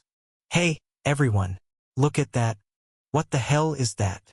Sam turned around and glanced at the others, trying to see if they were also looking at the same thing. "What?" Derek, Matthew, and Lawrence glanced over in Sam's direction. "You guys helping me take my picture or what?" Athena was getting impatient, and she came over to where Derek and the others were. She froze when she saw what was happening out in the distance. The red dot was now a sphere, and it wasn't stopping. "Let's have a look. We might be one of the first to discover something important," Lawrence said excitedly. Athena nodded enthusiastically. Derek glanced over at Matthew. "No, we better call the authorities. It might be dangerous." Matthew shook his head. "Tisk." Lawrence wasn't too convinced and said, "Think about it. All the fame, getting on shows and telling them how we discovered something new." "I'm not so sure," Matthew said and glanced at Hong and Sam. "What do you guys think? It looks dangerous, doesn't it?" he said, trying to get them on his side. "Nah, I'm with Lawrence. I already got the book title for it," Hong said. "What? I'm thinking about movie adaptations already." Sam was even more ambitious. As young and adventurous adults, who could reject such temptations of fame and excitement. "That's it then, we are going," Lawrence decided and glanced over at Matthew. "I'm driving the car over. Stay here and wait for us if you want to." "Fine. I'll go with you," Matthew finally relented. Derek sighed and nodded his head. With that, they got onto their off-road car and slowly made their way towards the red glow. The red glow was even more impressive as they got nearer to the spot where it originated. The afternoon sky was dyed in a tint of red. Their faces were also seemingly red from the red glow. "Do you feel itchy?" Derek asked and scratched his neck. "Now that you mention it." The others also started to feel the same. "It must be the dust." Lawrence didn't think much of it and covered his nose and mouth with a scarf. Athena kept snapping photos of the magnificent sky. Birum. The engine of the off-road car sputtered and went silent. They'd arrived to where the red glow originated. On the ground there was a huge crater created by something. It stretched as far as the eye could see. "Wow! Haven't seen something like this before," Hong said, and he got close to the edge of the crater. Sam got close to him and accidentally brushed against him. "What are you doing?" "Arg!" Hong took a step forward. He tried vigorously to stop the forward motion with his arms swinging to the back. It was, however, not enough, and Hong slid down into the crater from where he was standing. "Hong!" Sam shouted and reached out his hands trying to grab onto Hong's.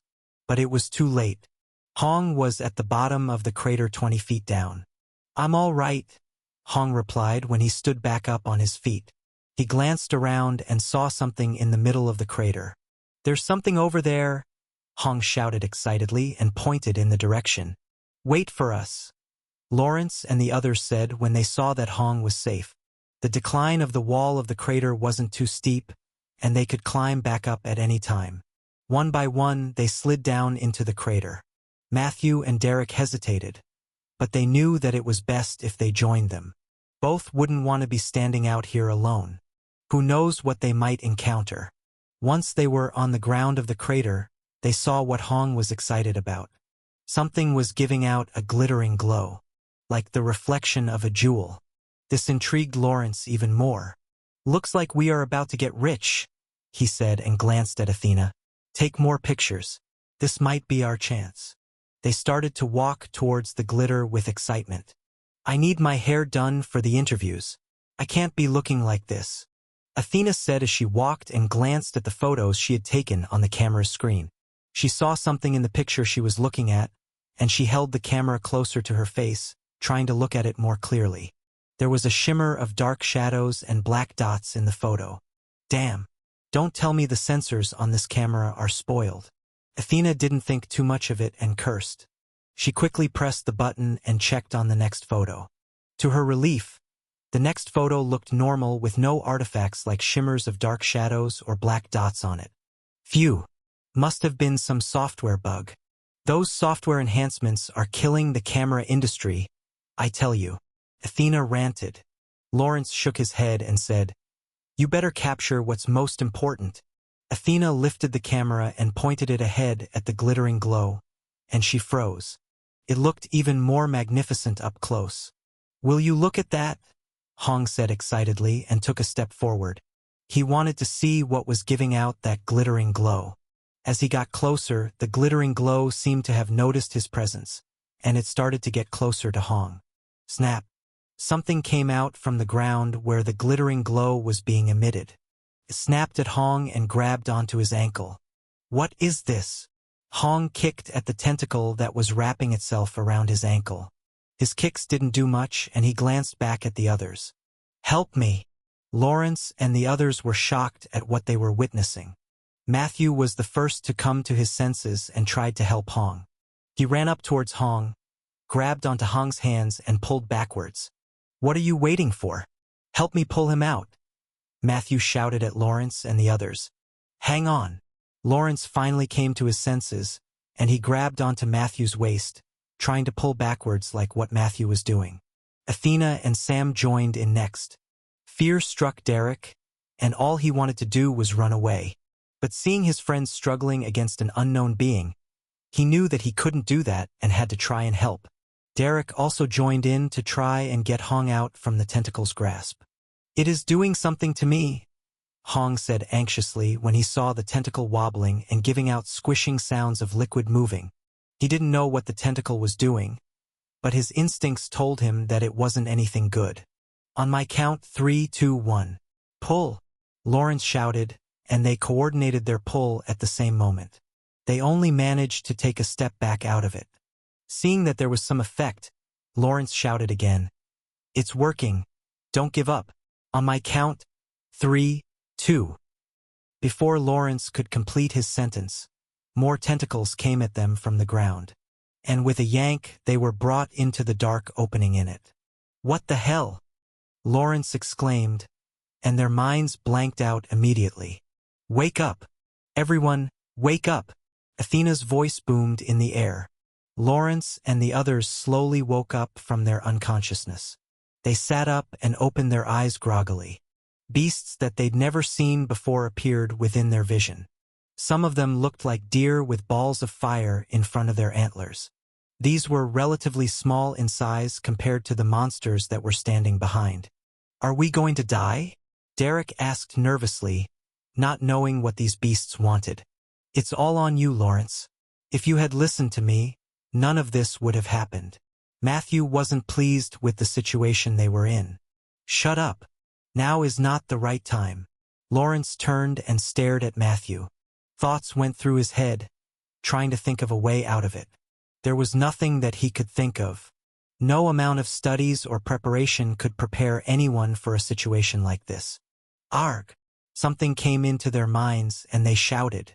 It was a thought without words. They could only make out what it wanted to convey through the emotions it invoked within their minds. Glowing spheres then appeared in front of them.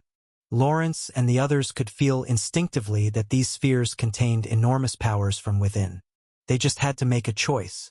"Well, there's not many options left for us," Lawrence said, and the others lowered their heads. They didn't have much of a choice, or they would be stuck in this realm forever.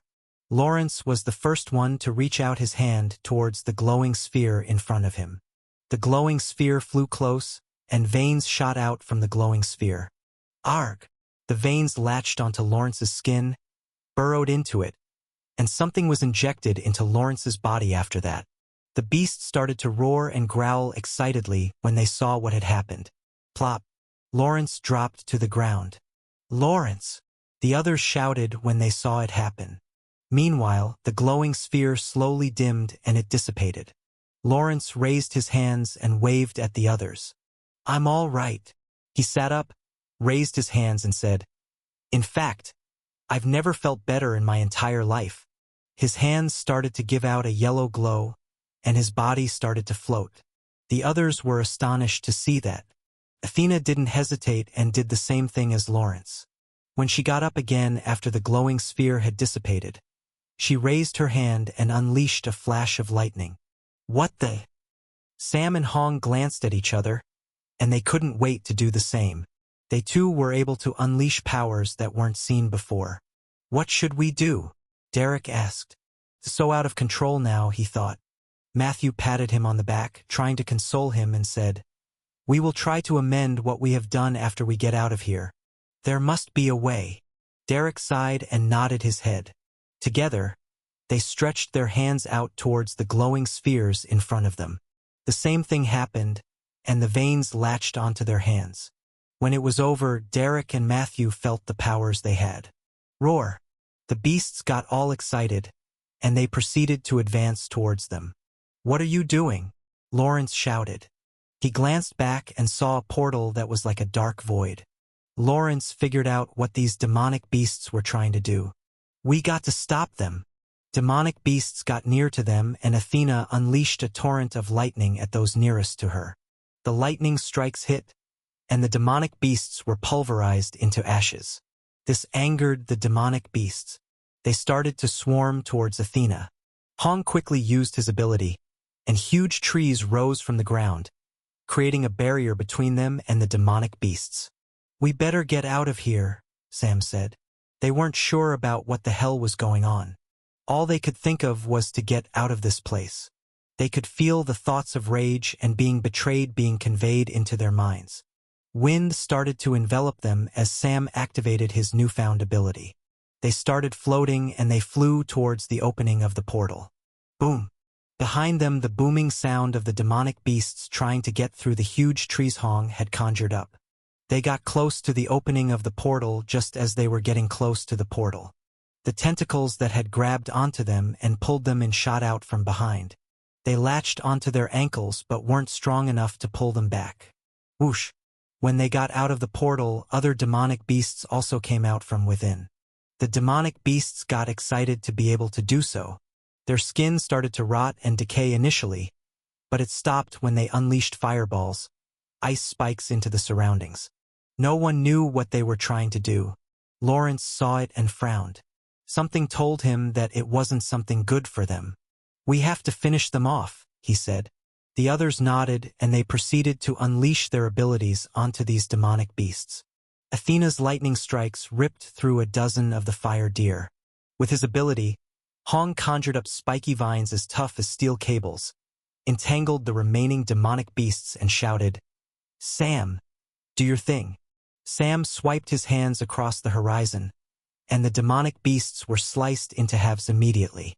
Soon, there were only Lawrence and the others standing in front of the portal. "Can we close this?" Matthew asked, fearing that there might be more demonic beasts coming out of the portal. Derek stood behind him and nodded his head. "I think that's not much of an issue," Hong replied and thumped his chest. He was overflowing with confidence now that he had such power within himself. Sam nodded and said the same. They started to use their abilities to pile on rocks and soil from the surroundings onto the portal. Athena also joined in. Lawrence, on the other hand, came over to Matthew and Derek. "Tell me, Derek, what's the ability that you got?" "Me? I can heal, maintain the vitality of your body, and anything to do with cells and genes," Derek said, not thinking much about it. Lawrence glanced over at Matthew and the others. A thought came into his mind. "Why don't you try it on us? Making us immortals?" Lawrence said. He was already thinking about them having such powers and the implications of it. "Matthew, what do you think?" He glanced at Matthew and asked. Matthew surprisingly nodded his head. "All right, here it goes." Derek raised his hands and placed them onto Matthew's body. A white glow appeared in his hands, and it darted into the body of Matthew. As he was doing it, Derek felt something strange in his mind. He realized that he couldn't have any other thoughts except to agree to Lawrence. Derek's hunch was right, as Lawrence had used his ability on Derek and Matthew. They couldn't reject his requests. And to play it safe, Lawrence decided to make use of Matthew as the guinea pig. "I feel the same," Matthew said when Derek was done. Lawrence saw that Matthew was safe, and he said, "Ready when you are." Even as he tried to snap out of it, Derek couldn't do so. His thoughts were all about obliging what Lawrence had wanted. Derek raised his hands and placed them on Lawrence's body. As the white glow appeared, Derek thought hard about not letting Lawrence get the full effect from his ability. It worked, and his ability trickled to half of what it was for Matthew, which had repercussions in later years, forcing the leader to have to go into deep sleep every few months. And when Derek was done, Lawrence pretended that nothing had happened while Athena, Hong, and Sam were done. The portal was buried under a huge pile of rock and soil. They left the place, and the rest was history. More demonic beasts came out of the portal. Unknown to them, the demonic beasts granted the abilities to them so that with the powers from the realm bleached into this world, they were able to get through the portal. Conversely, with them having the abilities, it seemed to have infected and changed this world. Others also started to awaken abilities of their own. However, Lawrence and the others didn't stay long enough for the realms to connect, and the higher-level beings like transcendent-level demonic beasts weren't able to cross over. This led to the demonic beasts trying ways to entangle the two worlds more closely so that they could get the higher-level beings across. And that was how it went. Derek lowered his head and said. He had told Lucas and his teammates what had happened. The time of running away from his responsibility for causing what happened was over. Lucas frowned and kept quiet. He wasn't sure how this would affect the leader. And if the leader knew that they knew what had happened, would he try and get rid of them? Riley was also thinking about the same thing. They would have to think through this very carefully. "We don't have much time." Sherry came into the meeting room and said. She came over to Derek and handed something out to him. "We need you to come up with the genotoxin fast." It was the samples from the apex demonic beast. Derek took the samples and kept quiet. Derek didn't like the fact that he was doing what the leader wanted. He knew he had to break out of it. But in the face of what it meant to have the genotoxin, Derek had to oblige. Sherry then walked to the front of the room and said, "For the rest of us, we need to go to the canyon to stop someone called Igor." She had retrieved the information from the Dark Lord's mind and knew that Igor was on his way to do something to the portal. A map appeared on the projection screen, and she started briefing everyone in the room. The canyon was far out to the west from where they were in the desert, and they had to go there on planes, drop deep inside the canyon before Igor could force the portal to open even more, allowing transcendent tiered demonic beasts in. Lucas paid attention and prepared himself for the crucial battle. This time, the rewards were even more generous than before. A total of 20 million for everyone involved if they succeeded. A reasonable reward considering that if they weren't successful, they would most likely perish under the transcendent tiered demonic beasts. Soldiers came in with essentials and equipment for everyone. Lucas stocked up with whatever he could. They were then ushered out of the base to the airbase. Derek came along, but he was isolated from everyone else this time. His work with the genotoxin was crucial to the success of mankind. "Number 4, you've done well," Igor said to the centipede-like demonic beast. It was lying on the ground, with its body strewn all over the surroundings. Several demonic beasts came up from behind Igor and their shadows covered everything. Igor took out 4 more capsules from his backpack and waited.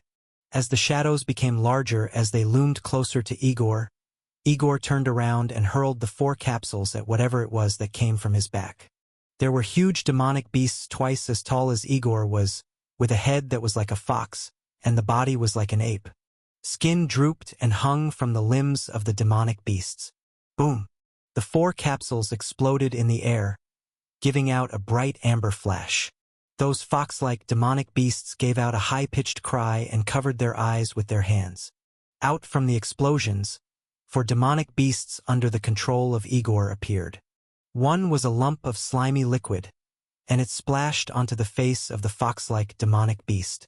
It covered the fox-like demonic beast's head and suffocated it from the air. The other fox-like demonic beast standing beside it tried to help but was hit by something coming out from the explosion. It was a huge reptile-like demonic beast with its mouth emitting poisonous slew of saliva. The other 2 capsules had 2 bear-like demonic beasts. Their bodies were covered in horrifying blood instead of black or brown fur. They lunged at the fox-like demonic beasts and pawed down at them with their front paws. The blood, when it came into contact with the fox-like demonic beasts, burnt through their skins. Igor didn't stay around to look, and he continued towards his destination in the distance. Lucas looked out from the cockpit and saw the red sky as what Derek had said when they got closer to the canyon. He could also see that the canyon was huge and deep. Bump! The airplane suddenly jerked upwards, as if going into a turbulence. Everyone in the airplane except for Lucas had to try and hold on to something to keep their balance. Lucas, with his gravity ability, was able to float or keep himself on the ground relatively easily. "I can't go any nearer," the pilot said after the airplane had stabilized. Lucas nodded and the pilot began to make the airplane descend. The other airplanes were suffering from the same thing, and they had to descend from where they were too. When the airplane came low enough, the back of the airplane opened. Lucas and his teammates walked out from the back. "The usual?" Riley asked, and the others nodded their heads. Lucas took the lead with Haryanto beside him. In the middle were Emma and Margaret. Right behind them were Riley and Rex. And next to Riley's team, it was Terry with his teammates. Behind them were soldiers in mecha units and those who were awakened. There wasn't much time for fancy planning this time, and their objective was to go as fast as possible to catch up with Igor. "Let's move," Lucas spoke into his earbuds, and they started to advance as fast as they could. Under the scorching red sun, sweat quickly drenched their clothes and armor. But as they ran, the sweat was quickly dried by the hot wind blowing in the canyon. As they ran, Lucas smelt something in the air, and he raised his hand. Everyone behind him stopped. Thud! A piece of rock fell from above onto the ground, giving out a muted thud. Lucas glanced up and saw that there were demonic beasts staring at them from above. They looked like jackals, but their fur was in a bright red color. Whoosh! Without any warning, these jackal-like demonic beasts lunged at Lucas and the others on one side and Terry and his teammates on the other. Bladder! One of the jackal-like demonic beasts was grabbed by something and smashed onto the ground. It was Lucas with his shadow wielder ability. The jackal-like demonic beasts turned their attention to Lucas. Blood spurted out from the bodies of these demonic beasts at him. But Lucas disappeared at the very next moment, and the blood spattered onto the ground. Crack. One of the jackal-like demonic beasts gave out a loud crack as its bones were ripped through by Lucas's fist. Lucas went on to deal with the other jackal-like demonic beasts. As he got near to two of them, he drew out his plasma katanas and swiped them down at them. Slice.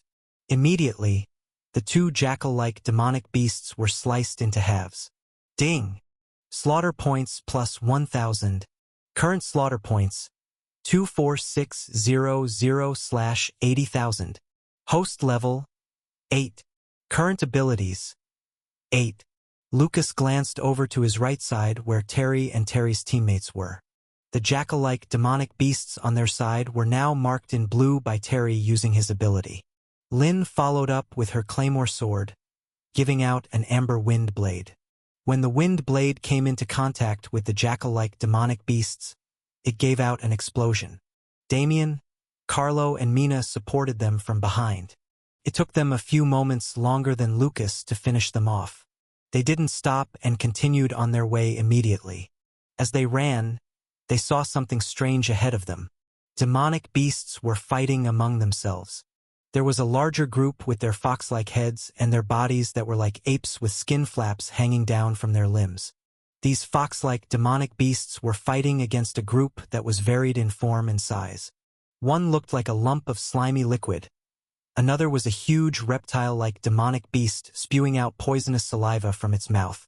Lastly, there were two bear-like demonic beasts pawing their way through the larger group. Lucas glanced over at Terry, pointed to an open path on Terry's side.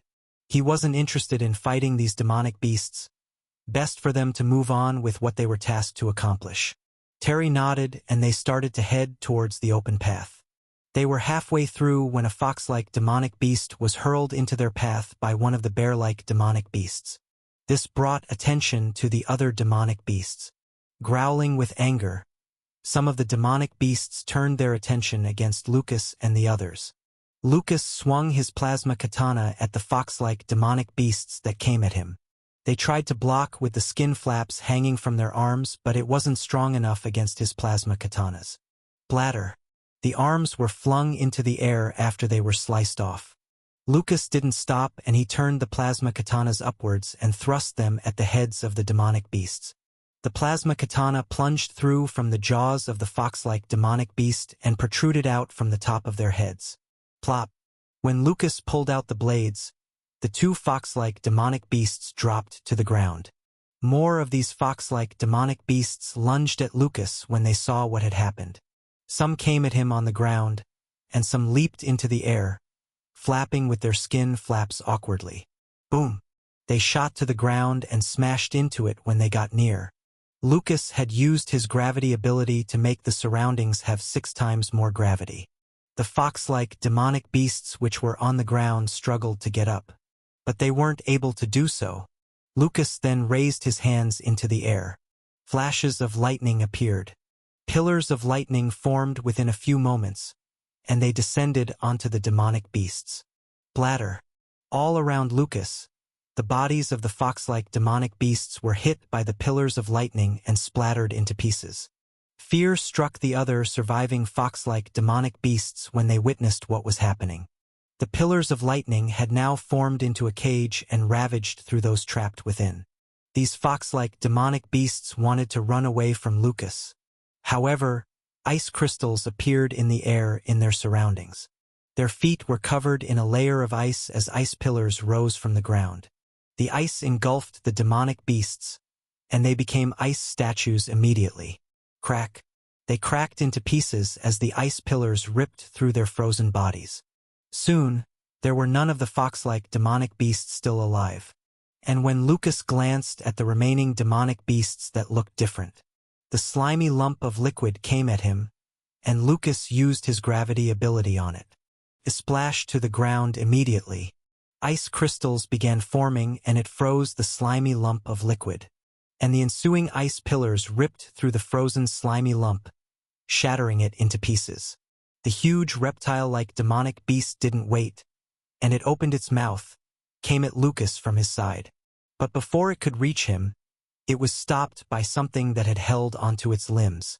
Lucas had used his shadows on the reptile-like demonic beast. He lunged at it with his plasma katanas. Slice. The plasma katanas came down and sliced through the head of the huge reptile-like demonic beast. Lucas then leaped away as the demonic beast thrashed around from pain, spewing its poisonous saliva into the surroundings. Roar! The remaining two bear-like demonic beasts pawed at Lucas from a distance. Their paws emitted a golden glowing wave at Lucas. When the golden glowing waves got near, Lucas disappeared right in front of their eyes. The bear-like demonic beasts roared and stood up.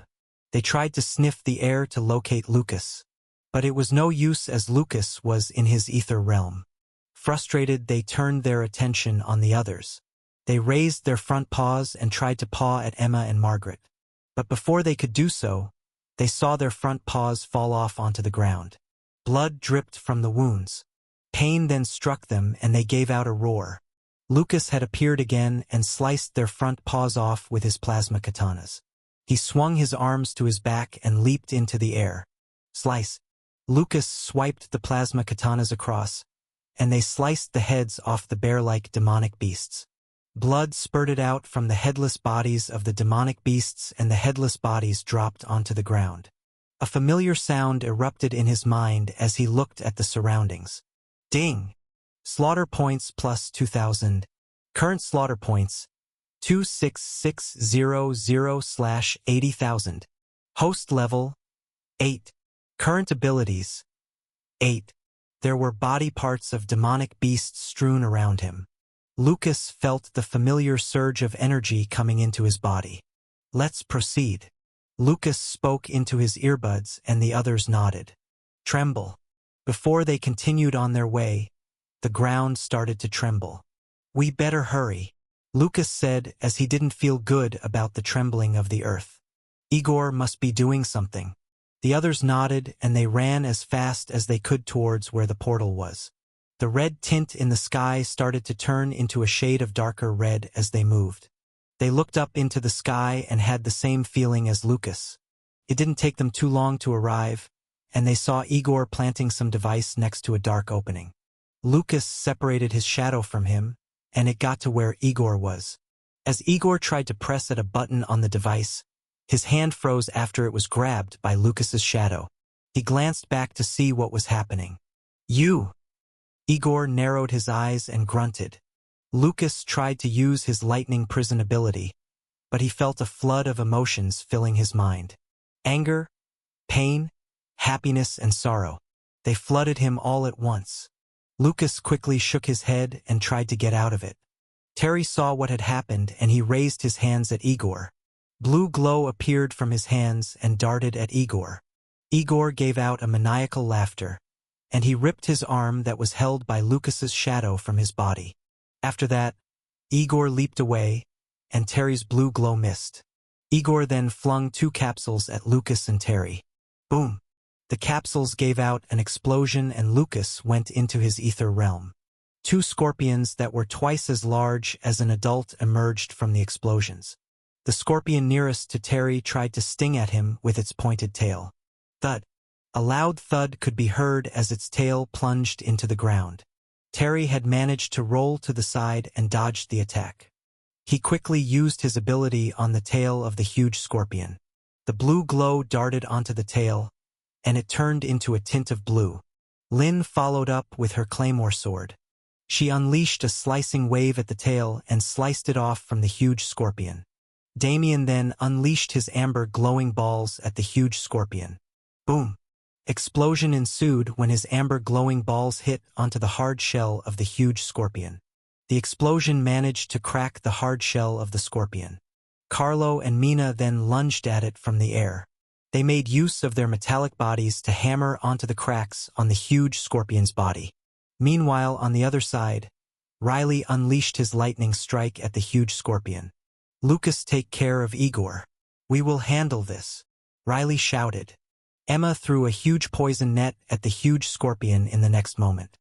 The poison net landed onto the huge scorpion, and it tried to struggle free from the poison net.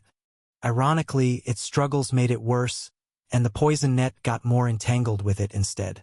Sizzle. Burning smell filled the air as soon as the poison net worked its way through the hard shell of the huge scorpion.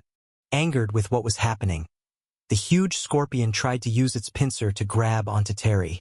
A rock wall rose from the ground and protected Terry.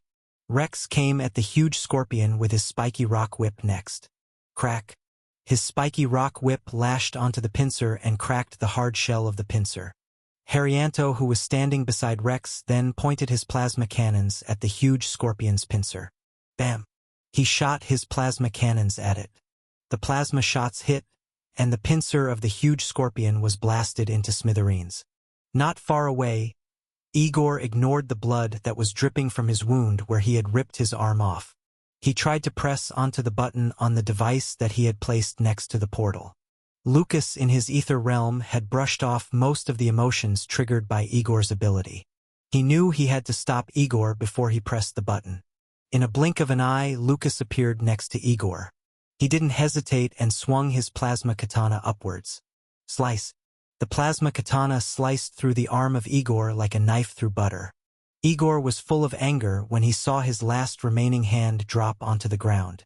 Having no other options, Igor tried to lunge at the button with his body. But he couldn't do so as he felt his innards and body being pulled to the ground. Lucas had used his gravity ability onto Igor. Plop. As Igor dropped to his knees, he looked up at the button of the device with despair. He was so close. Lucas then came to the back of Igor and swung his arms across. It brought the blades of his plasma katanas through Igor's neck. Blood spurted onto the ground and Igor's head rolled a distance away from Lucas. Lucas glanced back and saw that the two huge scorpions were taken care of by Riley and the others. A familiar sound erupted in his mind. Ding! Slaughter points plus 1,000. Current slaughter points 27600/80,000. Host level 8. Current abilities 8. We've done it! Rex exclaimed excitedly. The others nodded and gave out a sigh of relief. They glanced at the device, which was whirring, and they were glad that they made it in time. What would have happened if Igor had released the transcendent tiered demonic beasts over? Lucas knew it wasn't over yet, and he glanced at Haryanto. Haryanto, can you check and see what this device can do? He said, and Haryanto walked over to the device. Lucas remembered that Igor's original purpose here wasn't to release the transcendent tiered demonic beasts. The device might be able to do something else. Haryanto raised his hand at the device and white glow darted at the device from his hands.